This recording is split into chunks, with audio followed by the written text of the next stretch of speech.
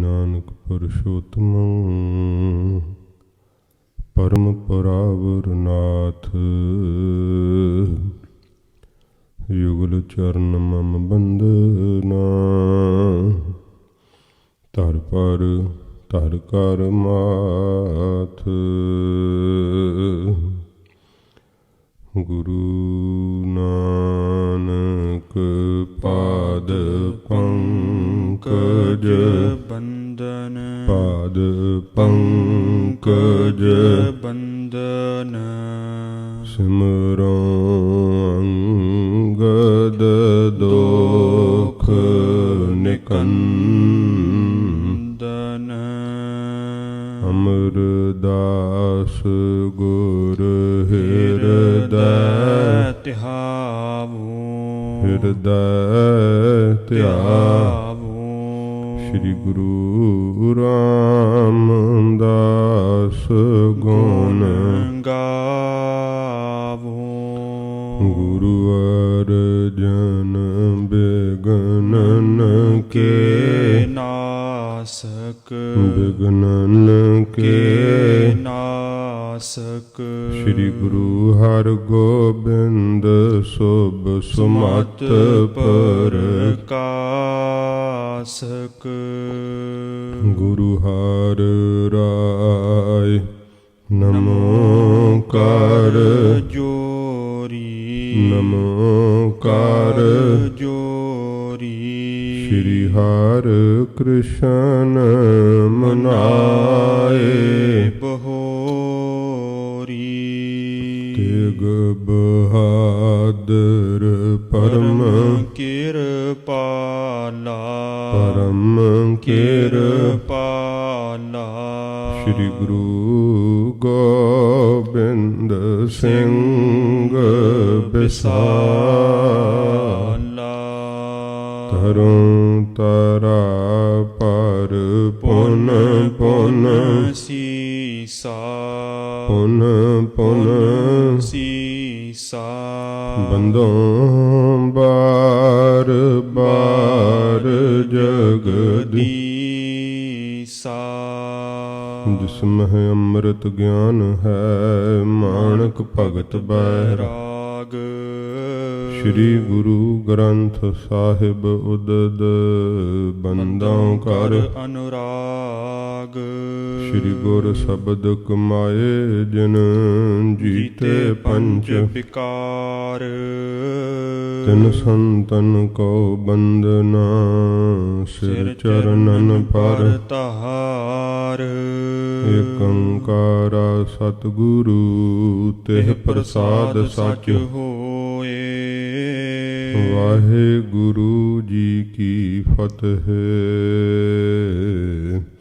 Begin ਬਿਨਾਸਨ ਸੋਏ। ਵਾਹਿਗੁਰੂ ਜੀ ਕੀ ਫਤਿਹ। Begin ਬਿਨਾਸਨ ਸੋਏ।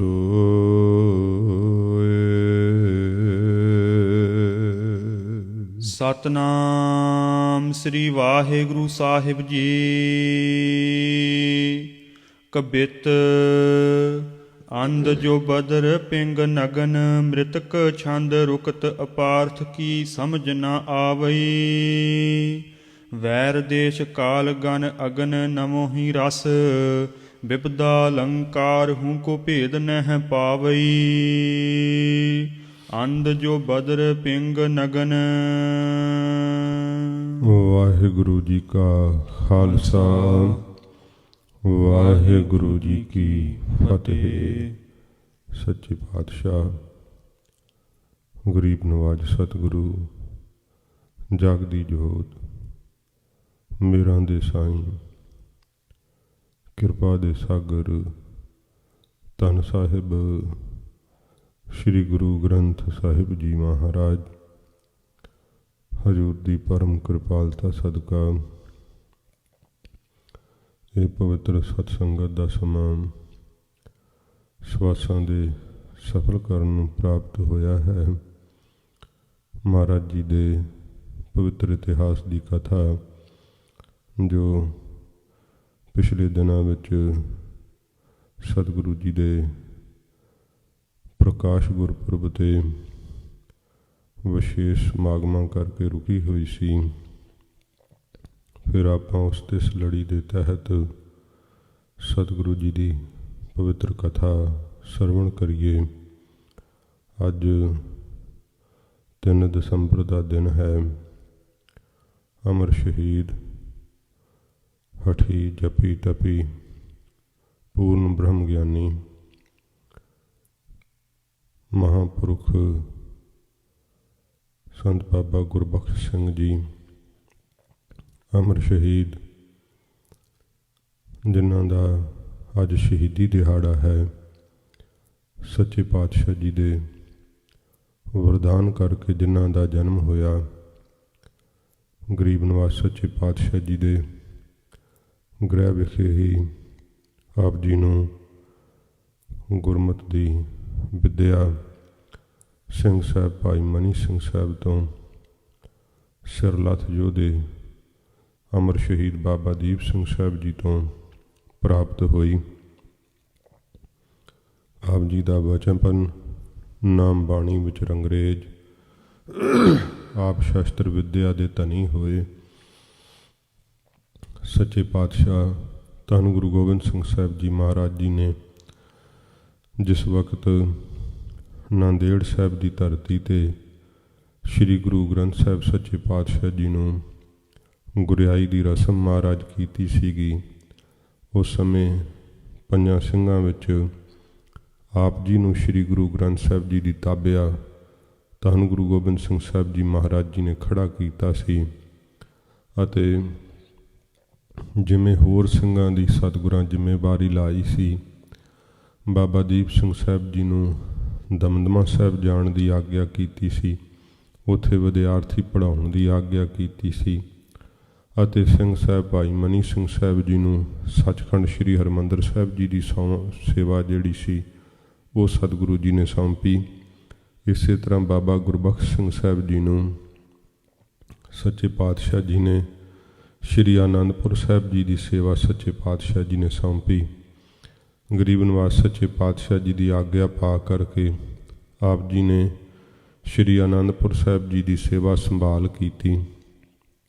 ਜਦੋਂ ਅਬਦਾਲੀ ਹਮਲਾਵਰ ਹੋਇਆ, ਆਪ ਜੀ ਸਿੰਘਾਂ ਸਮੇਤ ਸੱਚਖੰਡ ਸ਼੍ਰੀ ਹਰਿਮੰਦਰ ਸਾਹਿਬ ਚੱਲ ਕਰਕੇ ਆਏ। ਅਬਦਾਲੀ ਦੀ ਫੌਜ ਦਾ ਟਾਕਰਾ ਕਰਨ ਵਕਤ ਜੋ ਪੰਥ ਪ੍ਰਕਾਸ਼ ਦੇ ਕਰਤਾ ਭਾਈ ਰਤਨ ਸਿੰਘ ਜੀ ਭੰਗੂ ਨੇ ਵੀ ਜ਼ਿਕਰ ਕੀਤਾ ਹੈ। ਗਿਆਨੀ ਗਿਆਨ ਸਿੰਘ ਜੀ, ਜਿਨ੍ਹਾਂ ਨੇ ਪੰਥ ਪ੍ਰਕਾਸ਼ ਨੂੰ ਫਿਰ ਛੰਦਾਬੰਦੀ ਦੇ ਅੰਦਰ ਜਿਹੜਾ ਲਿਖਣਾ ਕੀਤਾ, ਉਹਨਾਂ ਵੀ ਜ਼ਿਕਰ ਕੀਤਾ ਹੈ ਕਿ ਆਪ ਜੀ ਨੇ ਆਪਣੀ ਸ਼ਹਾਦਤ ਦੀ ਅਰਦਾਸ ਕੀਤੀ ਅਤੇ ਸਾਥੀ ਸਿੰਘਾਂ ਨੂੰ ਆਖਿਆ ਕਿ ਮੈਂ ਲਾੜਾ ਬਣ ਕਰਕੇ ਲਾੜੀ ਮੌਤ ਨੂੰ ਵਿਆਹੁਣ ਵਾਸਤੇ ਚੱਲਣ ਲੱਗਾ। ਜਿਨ੍ਹਾਂ ਨੇ ਮੇਰੇ ਨਾਲ ਬਰਾਤ 'ਤੇ ਚੱਲਣਾ ਉਹ ਤਿਆਰ ਹੋ ਜਾਓ। ਸੂਰਬੀਰ ਸਿੰਘਾਂ ਦੀ ਫੌਜ ਆਪ ਜੀ ਦੇ ਨਾਲ ਸ਼ਹੀਦੀ ਬਾਟਾ ਛਕਣ ਲਈ ਤਿਆਰ ਹੋਈ। 30 ਕੁ ਸਿੰਘਾਂ ਸਮੇਤ ਆਪ ਜੀ ਨੇ ਬਹੁਤ ਲਹੂ ਡੋਲਵੀਂ ਲੜਾਈ ਲੜੀ। ਸੱਚਖੰਡ ਸ਼੍ਰੀ ਹਰਿਮੰਦਰ ਸਾਹਿਬ ਜੀ ਦੀਆਂ ਪਰਿਕਰਮਾ ਵਿੱਚ ਯੁੱਧ ਕਰਦਿਆਂ ਹੋਇਆਂ ਆਪ ਦਾ ਸੀਸ ਧੜ ਨਾਲੋਂ ਵੱਖ ਹੋ ਗਿਆ। ਪਰ ਇਹੋ ਜਿਹਾ ਆਪ ਜੀ ਨੇ ਸੂਰਮਤਾਈ ਦਾ ਜਿਹੜੀ ਸੀ ਕਲਾ ਪ੍ਰਗਟ ਕੀਤੀ, ਇਹੋ ਜਿਹੇ ਸ਼ਸਤਰ ਵਿੱਦਿਆ ਦੇ ਜੌਹਰ ਵਿਖਾਏ, ਨਾਮ ਬਾਣੀ ਦਾ ਇਹੋ ਜਿਹਾ ਪ੍ਰਤਾਪ ਆਪ ਨੇ ਪ੍ਰਗਟ ਕਰਕੇ ਦਿਖਾਇਆ। ਬਿਨਾਂ ਸੀਸ ਤੋਂ ਆਪ ਨੇ ਯੁੱਧ ਕੀਤਾ। ਤੇ ਸਮੇਂ ਪੰਥ ਪ੍ਰਕਾਸ਼ ਦੇ ਕਰਤਾ ਗਿਆਨੀ ਗਿਆਨ ਸਿੰਘ ਜੀ ਨੇ ਵੀ ਜ਼ਿਕਰ ਕੀਤਾ ਹੈ ਕਿ ਤੇ ਸਮੇਂ ਜਿਹੜੇ ਅਫਗਾਨ ਸਨ, ਜਿਹੜੇ ਸੈਨਾਪਤੀ ਸਨ, ਬਿਨਾਂ ਸੀਸ ਤੋਂ ਬਾਬਾ ਜੀ ਨੂੰ ਲੜਦਿਆਂ ਵੇਖ ਕਰਕੇ ਡਰਦੇ ਹੋਏ ਮੈਦਾਨੇ ਜੰਗ ਨੂੰ ਛੱਡ ਕੇ ਭੱਜਣ ਲੱਗੇ।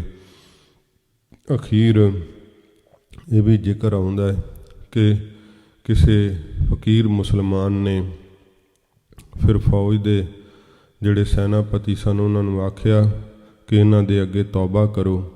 ਹੱਥ ਜੋੜ ਕਰਕੇ ਮੁਆਫੀਆਂ ਮੰਗਣ ਲੱਗੇ ਕਿ ਦਰਬਾਰਾ ਸੱਚਖੰਡ ਸ੍ਰੀ ਹਰਿਮੰਦਰ ਸਾਹਿਬ ਤੇ ਹਮਲਾ ਨਹੀਂ ਕਰਾਂਗੇ, ਆਪ ਆਪਣਾ ਸਰੀਰ ਸ਼ਾਂਤ ਕਰ ਲਓ। ਬਾਬਾ ਗੁਰਬਖਸ਼ ਸਿੰਘ ਸਾਹਿਬ ਜੀ ਨੇ ਫਿਰ ਉੱਥੇ ਸ਼ਹਾਦਤ ਦਾ ਜਾਮ ਪੀਤਾ। ਸ੍ਰੀ ਅਕਾਲ ਤਖਤ ਸਾਹਿਬ ਜੀ ਦੇ ਪਿਛਲੇ ਪਾਸੇ ਆਪ ਜੀ ਦਾ ਪਵਿੱਤਰ ਜੋ ਅੰਗੀਠਾ ਸਾਹਿਬ ਸਜਾ ਕਰਕੇ ਖਾਲਸੇ ਨੇ ਅੰਤਮ ਸੰਸਕਾਰ ਕੀਤਾ। ਆਪ ਜੀ ਦਾ ਉਹ ਸ਼ਹੀਦਗੰਜ ਅਸਥਾਨ ਸ੍ਰੀ ਅਕਾਲ ਤਖਤ ਸਾਹਿਬ ਦੇ ਪਿਛਲੇ ਪਾਸੇ ਵਿਦਿਆਮਾਨ ਹੈ। ਅੱਜ ਬਾਬਾ ਜੀ ਦਾ ਸ਼ਹੀਦੀ ਦਿਹਾੜਾ 3 ਦਸੰਬਰ, ਇਸ ਕਰਕੇ ਸੰਖੇਪ ਰੂਪ ਵਿੱਚ ਬਾਬਾ ਜੀ ਦੀ ਸ਼ਹਾਦਤ ਨੂੰ ਨਮਸਕਾਰ ਕਰਦਿਆਂ ਹੋਇਆਂ ਇਹ ਸ਼ਬਦ ਚੰਦ ਆਪ ਨਾਲ ਸਾਂਝ ਪਾਈ ਹੈ। ਸੱਚੇ ਪਾਤਸ਼ਾਹ ਕਿਰਪਾ ਕਰਨ, ਸਾਡੇ ਅੰਦਰ ਸ਼ਹੀਦਾਂ ਦੀ ਦਿੱਤੀ ਹੋਈ ਸ਼ਹਾਦਤ ਦਾ ਜਜ਼ਬਾ ਸਦਾ ਕਾਇਮ ਰਹੇ। ਅਤੇ ਸਤਿਕਾਰਯੋਗ ਸਾਧ ਸੰਗਤ ਜੀ, ਜੋ ਸ਼੍ਰੀਮਾਨ ਸੰਤ ਬਾਬਾ ਮੋਹਨ ਸਿੰਘ ਜੀ ਪਿੰਡਰਾਂ ਵਾਲੇ, ਜੋ ਆਪਣੀ ਸਰੀਰਕ ਆਜੂ ਨੂੰ ਸੰਪੂਰਨ ਕਰਦਿਆਂ ਹੋਇਆਂ ਸੱਚਖੰਡ ਜਾ ਬਰਾਜੇ ਹਨ। ਸੱਚੇ ਪਾਤਸ਼ਾਹ ਜੀ ਮਹਾਰਾਜ ਦੀ ਬੇਅੰਤ ਬਖਸ਼ਿਸ਼ ਰਹਿਮਤ ਸਦਕਾ, ਜਿਨ੍ਹਾਂ ਨੇ ਬਹੁਤ ਭਾਰੀ ਗੁਰਮਤਿ ਦੀ ਸੇਵਾ ਕੀਤੀ, ਵਿਦਿਆਰਥੀ ਪੜ੍ਹਾਉਣ ਦੀ ਸੇਵਾ ਕੀਤੀ। ਸ਼੍ਰੀਮਾਨ ਸੰਤ ਗਿਆਨੀ ਗੁਰਬਚਨ ਸਿੰਘ ਜੀ ਖਾਲਸਾ ਪਿੰਡਰਾਂ ਵਾਲਿਆਂ ਤੋਂ, ਜਿਨ੍ਹਾਂ ਨੇ ਵਿਦਿਆਰਥੀ ਰੂਪ ਵਿੱਚ ਸੱਚੇ ਪਾਤਸ਼ਾਹ ਜੀ ਮਹਾਰਾਜ ਦੀ ਗੁਰਬਾਣੀ ਦੀ ਬ੍ਰਹਮ ਵਿੱਦਿਆ ਨੂੰ ਪ੍ਰਾਪਤ ਕੀਤਾ ਅਤੇ ਬੇਅੰਤ ਜੀਵਾਂ ਵਿੱਚ ਇਸ ਵਿੱਦਿਆ ਨੂੰ ਵੰਡਿਆ। 1 ਸਦੀ ਤੋਂ ਉੱਪਰ ਆਪ ਜੀ ਨੇ ਆਪਣਾ ਜੀਵਨ ਜਿਹੜਾ ਹੈ ਉਹ ਭੋਗਣਾ ਕੀਤਾ। ਤਕਰੀਬਨ 101 ਸਾਲ ਦਾ ਜ਼ਿਕਰ ਸਿੰਘਾਂ ਨੇ ਦੱਸਿਆ ਹੈ। ਸੱਚੇ ਪਾਤਸ਼ਾਹ ਜੀ ਮਹਾਰਾਜ ਵੱਲੋਂ ਬਖਸ਼ੀ ਹੋਈ ਸਵਾਸਾਂ ਦੀ ਪੂੰਜੀ ਨੂੰ ਸੰਪੂਰਨ ਕਰਦਿਆਂ ਹੋਇਆਂ ਆਪ ਜੀ ਤਕਰੀਬਨ 2 ਦਸੰਬਰ ਨੂੰ ਸੱਚਖੰਡ ਜਾ ਬਰਾਜੇ। ਅੰਤਮ ਸੰਸਕਾਰ ਅੱਜ ਦੇ ਦਿਨ ਜੋ ਲੰਘ ਚੁੱਕਾ ਹੈ ਭਾਰਤ ਦੇ ਅੰਦਰ, ਆਪ ਜੀ ਦੀ ਪਾਵਨ ਦੇਹੀ ਦਾ ਹੋਇਆ। ਸਭ ਸਿੰਘ ਸਾਹਿਬਾਂ ਨੇ, ਸੰਤਾਂ ਮਹਾਂਪੁਰਸ਼ਾਂ ਨੇ ਆਪ ਦੇ ਜੋ ਅੰਤਮ ਸੰਸਕਾਰ ਤੇ ਅੰਤਮ ਦਰਸ਼ਨਾਂ ਵਿੱਚ ਹਾਜ਼ਰੀਆਂ ਲਵਾਈਆਂ। ਸੱਚੇ ਪਾਤਸ਼ਾਹ ਜੀ ਮਹਾਰਾਜ ਕਿਰਪਾ ਕਰਨ। ਹਜ਼ੂਰ ਦੇ ਇਹ ਵਾਕ ਨੇ ਐਸੇ ਸਤਿਪੁਰਸ਼ਾਂ ਦੇ ਪ੍ਰਥਾਏ ਕਿ ਧੰਨ ਧੰਨ ਧੰਨ ਜਨ ਆਇਆ, ਜਿਸ ਪ੍ਰਸਾਦ ਸਭ ਜਗ ਤਰਾਇਆ। ਜਨ ਆਵਨ ਕਾ ਇਹ ਸੁਆਉ, ਜਨ ਕੈ ਸੰਗ ਚਿਤ ਆਵੈ ਨਾਉ। ਆਪ ਮੁਕਤ ਕਰੈ ਸੰਸਾਰ, ਨਾਨਕ ਤਿਸ ਜਨ ਕਉ ਸਦਾ ਨਮਸਕਾਰ। ਉਹਨਾਂ ਦੇ ਵਿਚਰਨਾਂ 'ਤੇ ਕੋਟੀ ਕੋਟੀ ਪ੍ਰਣਾਮ ਹੈ, ਜਿਨ੍ਹਾਂ ਨੇ ਐਡਾ ਤਿਆਗ ਭਰਪੂਰ ਆਪਣਾ ਜੀਵਨ ਜੀਵਿਆ। ਸੱਚੇ ਪਾਤਸ਼ਾਹ ਜੀ ਮਹਾਰਾਜ ਕਿਰਪਾ ਕਰਨ, ਸਾਨੂੰ ਨਿਮਾਣਿਆਂ ਨੂੰ ਉਹਨਾਂ ਦੇ ਜੀਵਨ ਤੋਂ ਸੇਧ ਲੈਣ ਦੀ ਸੱਚੇ ਪਾਤਸ਼ਾਹ ਜੀ ਬਲ ਬੁੱਧੀ ਬਖਸ਼ਿਸ਼ ਕਰਨ। ਆਓ ਸਤਿਗੁਰਾਂ ਜੀ ਦੀ ਅੰਮ੍ਰਿਤ ਪਵਿੱਤਰ ਲੜੀਵਾਰ ਕਥਾ ਮਨ ਇਕਾਗਰ ਕਰਕੇ ਸਰਵਣ ਕਰੀਏ। ਹਜ਼ੂਰ ਦੇ ਪਵਿੱਤਰ ਚਰਨਾਂ ਦਾ ਧਿਆਨ ਕਰਦੇ ਹੋਏ ਆਖੋ ਜੀ ਸਤਿਨਾਮ ਸ਼੍ਰੀ ਵਾਹਿਗੁਰੂ ਸਾਹਿਬ ਜੀ। ਸਤਿਨਾਮ ਸ਼੍ਰੀ ਵਾਹਿਗੁਰੂ ਸਾਹਿਬ ਜੀ। ਸਤਿਨਾਮ ਸ੍ਰੀ ਵਾਹਿਗੁਰੂ ਸਾਹਿਬ ਜੀ। ਕਬਿਤ ਅੰਧ ਜੋ ਬਦਰ ਪਿੰਗ ਨਗਨ। ਕਵੀ ਭਾਈ ਸੰਤੋਖ ਸਿੰਘ ਜੀ ਹੁਣ ਜੋ ਹੈ ਇਹ ਚੌਥਾ ਅਧਿਆਇ ਆਰੰਭ ਕਰਦੇ ਹਨ। ਸੱਚੇ ਪਾਤਸ਼ਾਹ ਜੀ ਮਹਾਰਾਜ ਦੇ ਪਵਿੱਤਰ ਜੀਵਨ ਦੀ ਕਥਾ। ਹਜ਼ੂਰ ਦਾ ਅਵਤਾਰ ਰਾਏ ਭੋਏ ਦੀ ਤਲਵੰਡੀ ਵਿੱਚ ਹੋਇਆ ਹੈ। ਸੱਚੇ ਪਾਤਸ਼ਾਹ ਜੀ ਦੇ ਅਵਤਾਰ ਦੇ ਸਮੇਂ ਬਹੁਤ ਭਾਰੀ ਉਤਸ਼ਾਹ ਹੋਇਆ ਹੈ। ਗਰੀਬ ਨਵਾਜ਼ ਸੱਚੇ ਪਾਤਸ਼ਾਹ ਜੀ ਦੇ ਅਵਤਾਰ ਧਾਰਨ 'ਤੇ ਦੇਵੀ ਦੇਵਤਿਆਂ ਨੇ ਚੰਦਨ, ਕਪੂਰ, ਕੇਸਰ ਆਦਿਕ ਛਿੜਕਿਆ ਹੈ। ਬਹੁਤ ਖੁਸ਼ਬੂਦਾਰ ਅਤਰ ਫੁਲੇਲ ਆਦਿਕ ਛਿੜਕੇ ਹੈ। ਫੁੱਲਾਂ ਦੀ ਵਰਖਾ ਕੀਤੀ ਹੈ। ਸੱਚੇ ਪਾਤਸ਼ਾਹ ਜੀ ਮਹਾਰਾਜ ਦੇ ਆਗਮਨ 'ਤੇ ਪ੍ਰਕਿਰਤੀ ਨੇ ਖੁਸ਼ੀ ਮਨਾਈ ਹੈ। ਮਹਾਰਾਜ ਦੇ ਸਤਿਕਾਰਯੋਗ ਪਿਤਾ ਬਾਬਾ ਕਾਲੂ ਜੀ ਨੂੰ ਬਹੁਤ ਵਧਾਈ ਪ੍ਰਾਪਤ ਹੋਈ। ਬਹੁਤ ਖੁਸ਼ੀਆਂ ਮਨ ਦੇ ਅੰਦਰ ਹੋਈਆਂ। ਜਿਵੇਂ ਅੱਗੇ ਹੁਣ ਚੌਥੇ ਅਧਿਆਇ ਦੇ ਅੰਦਰ ਕਵੀ ਰਾਜ ਸੱਚੇ ਪਾਤਸ਼ਾਹ ਜੀ ਦੇ ਦਰਸ਼ਨ ਕਰਨ ਲਈ ਜਿਵੇਂ ਪੰਡਤ ਹਰਦਿਆਲ ਜੀ ਆਉਂਦੇ ਹੈ, ਮਹਾਰਾਜ ਜੀ ਦਾ ਨਾਮ ਕਰਨ ਕਿਵੇਂ ਹੁੰਦਾ ਹੈ, ਉਹ ਪ੍ਰਸੰਗ ਕਵੀਰਾਜ ਜਿਵੇਂ ਵਰਣਨ ਕਰਦੇ ਹਨ। ਅਧਿਆਇ ਦੇ ਆਰੰਭ ਵਿੱਚ ਮੰਗਲਾਚਰਨ ਕਰਦੇ ਹਨ। ਫਰਮਾਉਂਦੇ ਹਨ ਕਵੀਰਾਜ, ਕਬਿਤ ਅੰਧ ਜੋ ਬਦਰ ਪਿੰਗ ਨਗਨ। ਕਵੀਰਾਜ ਜੀ ਦੀ ਇਹ ਨਿਮਰਤਾ ਹੈ। ਕਵੀਰਾਜ ਜੋ ਕਵਿਤਾ ਦੇ ਅੰਦਰ ਦੋਸ਼ ਹੁੰਦੇ ਹੈ ਉਹਨਾਂ ਬਾਬਤ ਜ਼ਿਕਰ ਕਰ ਰਹੇ ਹਨ ਅਤੇ ਨਾਲ ਨਿਮਰਤਾ ਨਾਲ ਕਹਿੰਦੇ ਹੈ ਕਿ ਮੈਨੂੰ ਇਹਨਾਂ ਦੀ ਕੋਈ ਸਮਝ ਨਹੀਂ, ਮੇਰੀ ਕਵਿਤਾ ਵਿੱਚ ਇਹ ਸਾਰੇ ਔਗਣ ਹੋਣਗੇ। ਇਹ ਨਿਮਰਤਾ ਨਾਲ ਕਵੀਰਾਜ ਕਹਿੰਦੇ ਹੈ। ਕੀ ਕਹਿੰਦੇ ਹਨ? ਅੰਧ। ਇਹ ਕਵਿਤਾ ਦੇ ਜਿਹੜੇ ਅੰਦਰ ਦੋਸ਼ ਹੁੰਦੇ ਹੈ ਉਹਨਾਂ ਦਾ ਜ਼ਿਕਰ ਕਵੀਰਾਜ ਕਰਦੇ ਹੈ। ਅੰਧ ਜਿਹੜਾ ਹੈ ਨਾ, ਉਹ ਉਸ ਨੂੰ ਕਹਿੰਦੇ ਹੈ ਜਿਹੜੇ ਮੰਨੇ ਪ੍ਰਮੰਨੇ ਕਵੀ ਜਨ ਹਨ, ਉਹਨਾਂ ਦੇ ਬੰਨੇ ਹੋਏ ਨਿਯਮਾਂ ਤੋਂ ਉਲਟ ਜਿਹੜੀ ਹੈ ਉਹ ਕਵਿਤਾ ਹੋਵੇ, ਉਹਨੂੰ ਕਵਿਤਾ ਦਾ ਅੰਧ ਦੋਸ਼ ਕਿਹਾ ਜਾਂਦਾ ਹੈ। ਇਸ ਪ੍ਰਕਾਰ ਕਵੀਰਾਜ ਕਹਿੰਦੇ ਹਨ, ਅੰਧ ਜੋ ਬਦਰ ਪਿੰਗ ਨਗਨ। ਤੇ ਫਿਰ ਬਦਰ ਉਸ ਨੂੰ ਕਹਿੰਦੇ ਹੈ ਬਦਰ ਦੋਸ਼। ਜਿਵੇਂ ਬਦਰ ਬੋਲਾ ਡੋਰਾ ਹੁੰਦਾ ਨਾ, ਕਿਸੇ ਪਦ ਦਾ ਪਹਿਲਾ ਅਰਥ ਦੂਜੇ ਦਾ ਵਿਰੋਧੀ ਹੋਵੇ, ਇਸ ਨੂੰ ਬਦਰ ਦੋਸ਼ ਕਿਹਾ ਜਾਂਦਾ ਹੈ। ਇਸ ਪ੍ਰਕਾਰ ਫਿਰ ਪਿੰਗ ਜਿਹੜਾ ਹੈ, ਪਿੰਗਲਾ, ਜਿਵੇਂ ਪਿੰਗਲੀ ਕਵਿਤਾ ਹੋਣੀ, ਛੰਦ ਵੱਧ ਘੱਟ ਲੱਗਦਾ ਹੋਵੇ, ਛੰਦ ਦੀ ਚਾਲ ਜਿਹੜੀ ਹੈ ਨਾ ਉਹ ਪੂਰੀ ਨਾ ਹੋਵੇ, ਅੱਖਰ ਜਿਹੜੇ ਹਨ ਉਹ ਵੱਧ ਘੱਟ ਹੁੰਦੇ ਹੋਣ, ਉਸ ਨੂੰ ਪਿੰਗਲੀ ਕਵਿਤਾ ਕਿਹਾ ਜਾਂਦਾ ਹੈ। ਅਤੇ ਨਗਨ ਉਸ ਨੂੰ ਕਿਹਾ ਜਾਂਦਾ ਹੈ ਜਿਹਦੇ ਅੰਦਰ ਕੋਈ ਅਲੰਕਾਰ ਹੀ ਨਾ ਹੋਵੇ। ਕੋਈ ਅਲੰਕਾਰ ਜਿਵੇਂ ਸ਼ਿੰਗਾਰ ਹੁੰਦੇ ਹਨ, ਇਵੇਂ ਅਲੰਕਾਰ ਵਸਤਰਾਂ ਅਤੇ ਸ਼ਿੰਗਾਰਾਂ ਦੀ ਨਿਆਈ ਹੁੰਦੇ ਆ ਕਵਿਤਾ ਦੇ।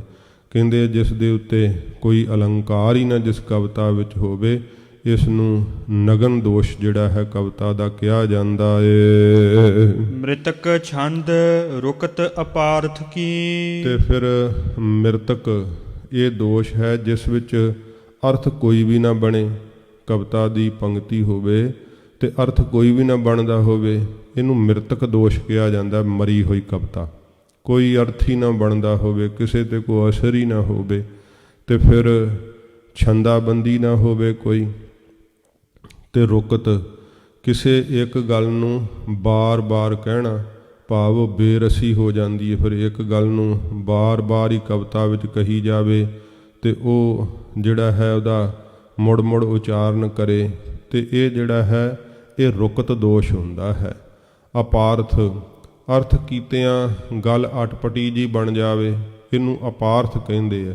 ਕਿ ਸਗੋਂ ਕੋਈ ਯੋਗ ਅਰਥ ਨਾ ਬਣਦਾ ਹੋਵੇ, ਅੱਗੋਂ ਹੋਰ ਹੀ ਅਟਪਟੀ ਜੀ ਅਣਹੋਈ ਜੀ ਗੱਲ ਜਿਹੜੀ ਹੈ ਉਹ ਪ੍ਰਗਟ ਹੋ ਜਾਵੇ, ਇਸ ਨੂੰ ਕਵਿਤਾ ਦਾ ਅਪਾਰਥ ਦੋਸ਼ ਕਹਿੰਦੇ ਹਨ।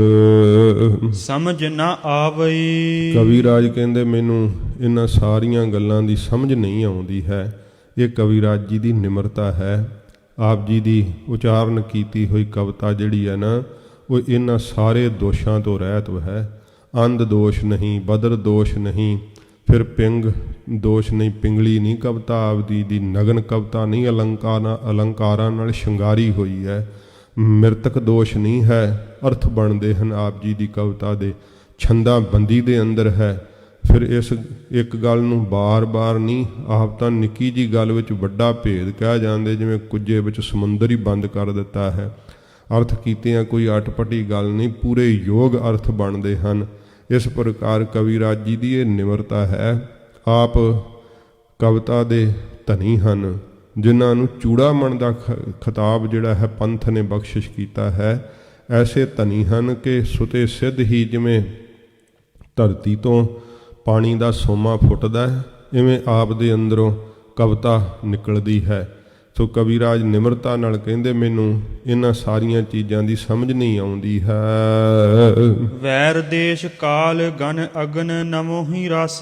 ਤੇ ਫਿਰ ਕਹਿੰਦੇ ਹੈ ਵਿਰੋਧੀ ਜਿਹੜਾ ਹੈ ਨਾ, ਉਹ ਦੇਸ਼ ਕਾਲ ਜਿਹੜਾ ਹੈ ਇਹ ਸਮਝਣਾ ਇੱਥੇ, ਜਿਸ ਦੇਸ਼ ਵਿੱਚ ਜਿਹੜੀ ਵਸਤੂ ਨਾ ਹੁੰਦੀ ਹੋਵੇ, ਵਿਰੋਧੀ ਭਾਵ ਜਿਹੜਾ ਹੈ ਉਹ ਕਵਿਤਾ ਦੇ ਅੰਦਰ ਪ੍ਰਗਟ ਕਰਨਾ। ਜਿਵੇਂ ਕਿਸੇ ਦੇਸ਼ ਦੇ ਅੰਦਰ ਕੋਈ ਫਲ ਹੁੰਦਾ ਹੀ ਨਹੀਂ ਤੇ ਉਸ ਦੇਸ਼ ਦੀ ਜਿਹੜੀ ਹੈ ਗੱਲ ਕਰਦਿਆਂ ਉਹਦੇ ਵਿੱਚ ਉਹ ਫਲ ਤੇ ਉਹ ਚੀਜ਼ਾਂ ਕਥਨ ਕਰਨੀਆਂ ਜਿਹੜੀਆਂ ਉਸ ਦੇਸ਼ ਵਿੱਚ ਪਾਈਆਂ ਹੀ ਨਹੀਂ ਜਾਂਦੀਆਂ। ਫਿਰ ਕਾਲ, ਜਿਹੜਾ ਜਿਸ ਸਮੇਂ ਦੇ ਅੰਦਰ ਜਿਹੜੀ ਚੀਜ਼ ਨਹੀਂ ਪਾਈ ਜਾਂਦੀ, ਜਿਵੇਂ ਸਰਦੀਆਂ ਦੇ ਕੁਝ ਫਲ ਹੁੰਦੇ ਆ, ਕੁਝ ਗਰਮੀਆਂ ਦੇ ਫਲ ਹੁੰਦੇ ਆ। ਕਵਿਤਾ ਵਿੱਚ ਗੱਲ ਤਾਂ ਸਰਦੀਆਂ ਦੀ ਕਰ ਰਹੇ ਹੋਈਏ ਤੇ ਕਿਸੇ ਹੋਰ ਦੇਸ਼ ਦੀ ਕਰ ਰਹੀਏ ਹੋਈਏ, ਨਾ ਉਸ ਦੇਸ਼ ਵਿੱਚ ਉਹ ਚੀਜ਼ ਪਾਈ ਜਾਂਦੀ ਹੈ, ਨਾ ਉਸ ਸਮੇਂ ਵਿੱਚ ਪਾਈ ਜਾਂਦੀ ਹੈ। ਇਹ ਹੁੰਦਾ ਵਿਰੋਧੀ ਭਾਵ ਕਵਿਤਾ ਦੇ ਅੰਦਰ। ਤੋ ਕਵੀਰਾਜ ਫਰਮਾਉਂਦੇ ਹਨ, ਗਨ ਅਗਨ ਤੇ ਗਣ ਹੁੰਦੇ ਆ ਸ਼ੁਭ ਤੇ ਅਗਨ ਹੁੰਦੇ ਆ ਅਸ਼ੁਭ। ਇਹ ਜਿਹੜੇ ਇਸ ਪ੍ਰਕਾਰ ਮੰਨੇ ਜਾਂਦੇ ਆ, ਜਿਨ੍ਹਾਂ ਨੂੰ ਸ਼ੁਭ ਗਣ ਮੰਨਦੇ ਹਨ ਉਹ ਹਨ ਮਗਨ, ਨਗਨ, ਭਗਣ, ਯਗਨ। ਤੇ ਅਸ਼ੁਭ ਜਿਹੜੇ ਹਨ, ਅਸ਼ੁਭ ਜਿਹੜੇ ਮੰਨੇ ਜਾਂਦੇ ਆ ਉਹ ਸਗਣ, ਤਗਣ, ਰਗਣ, ਜਗਣ।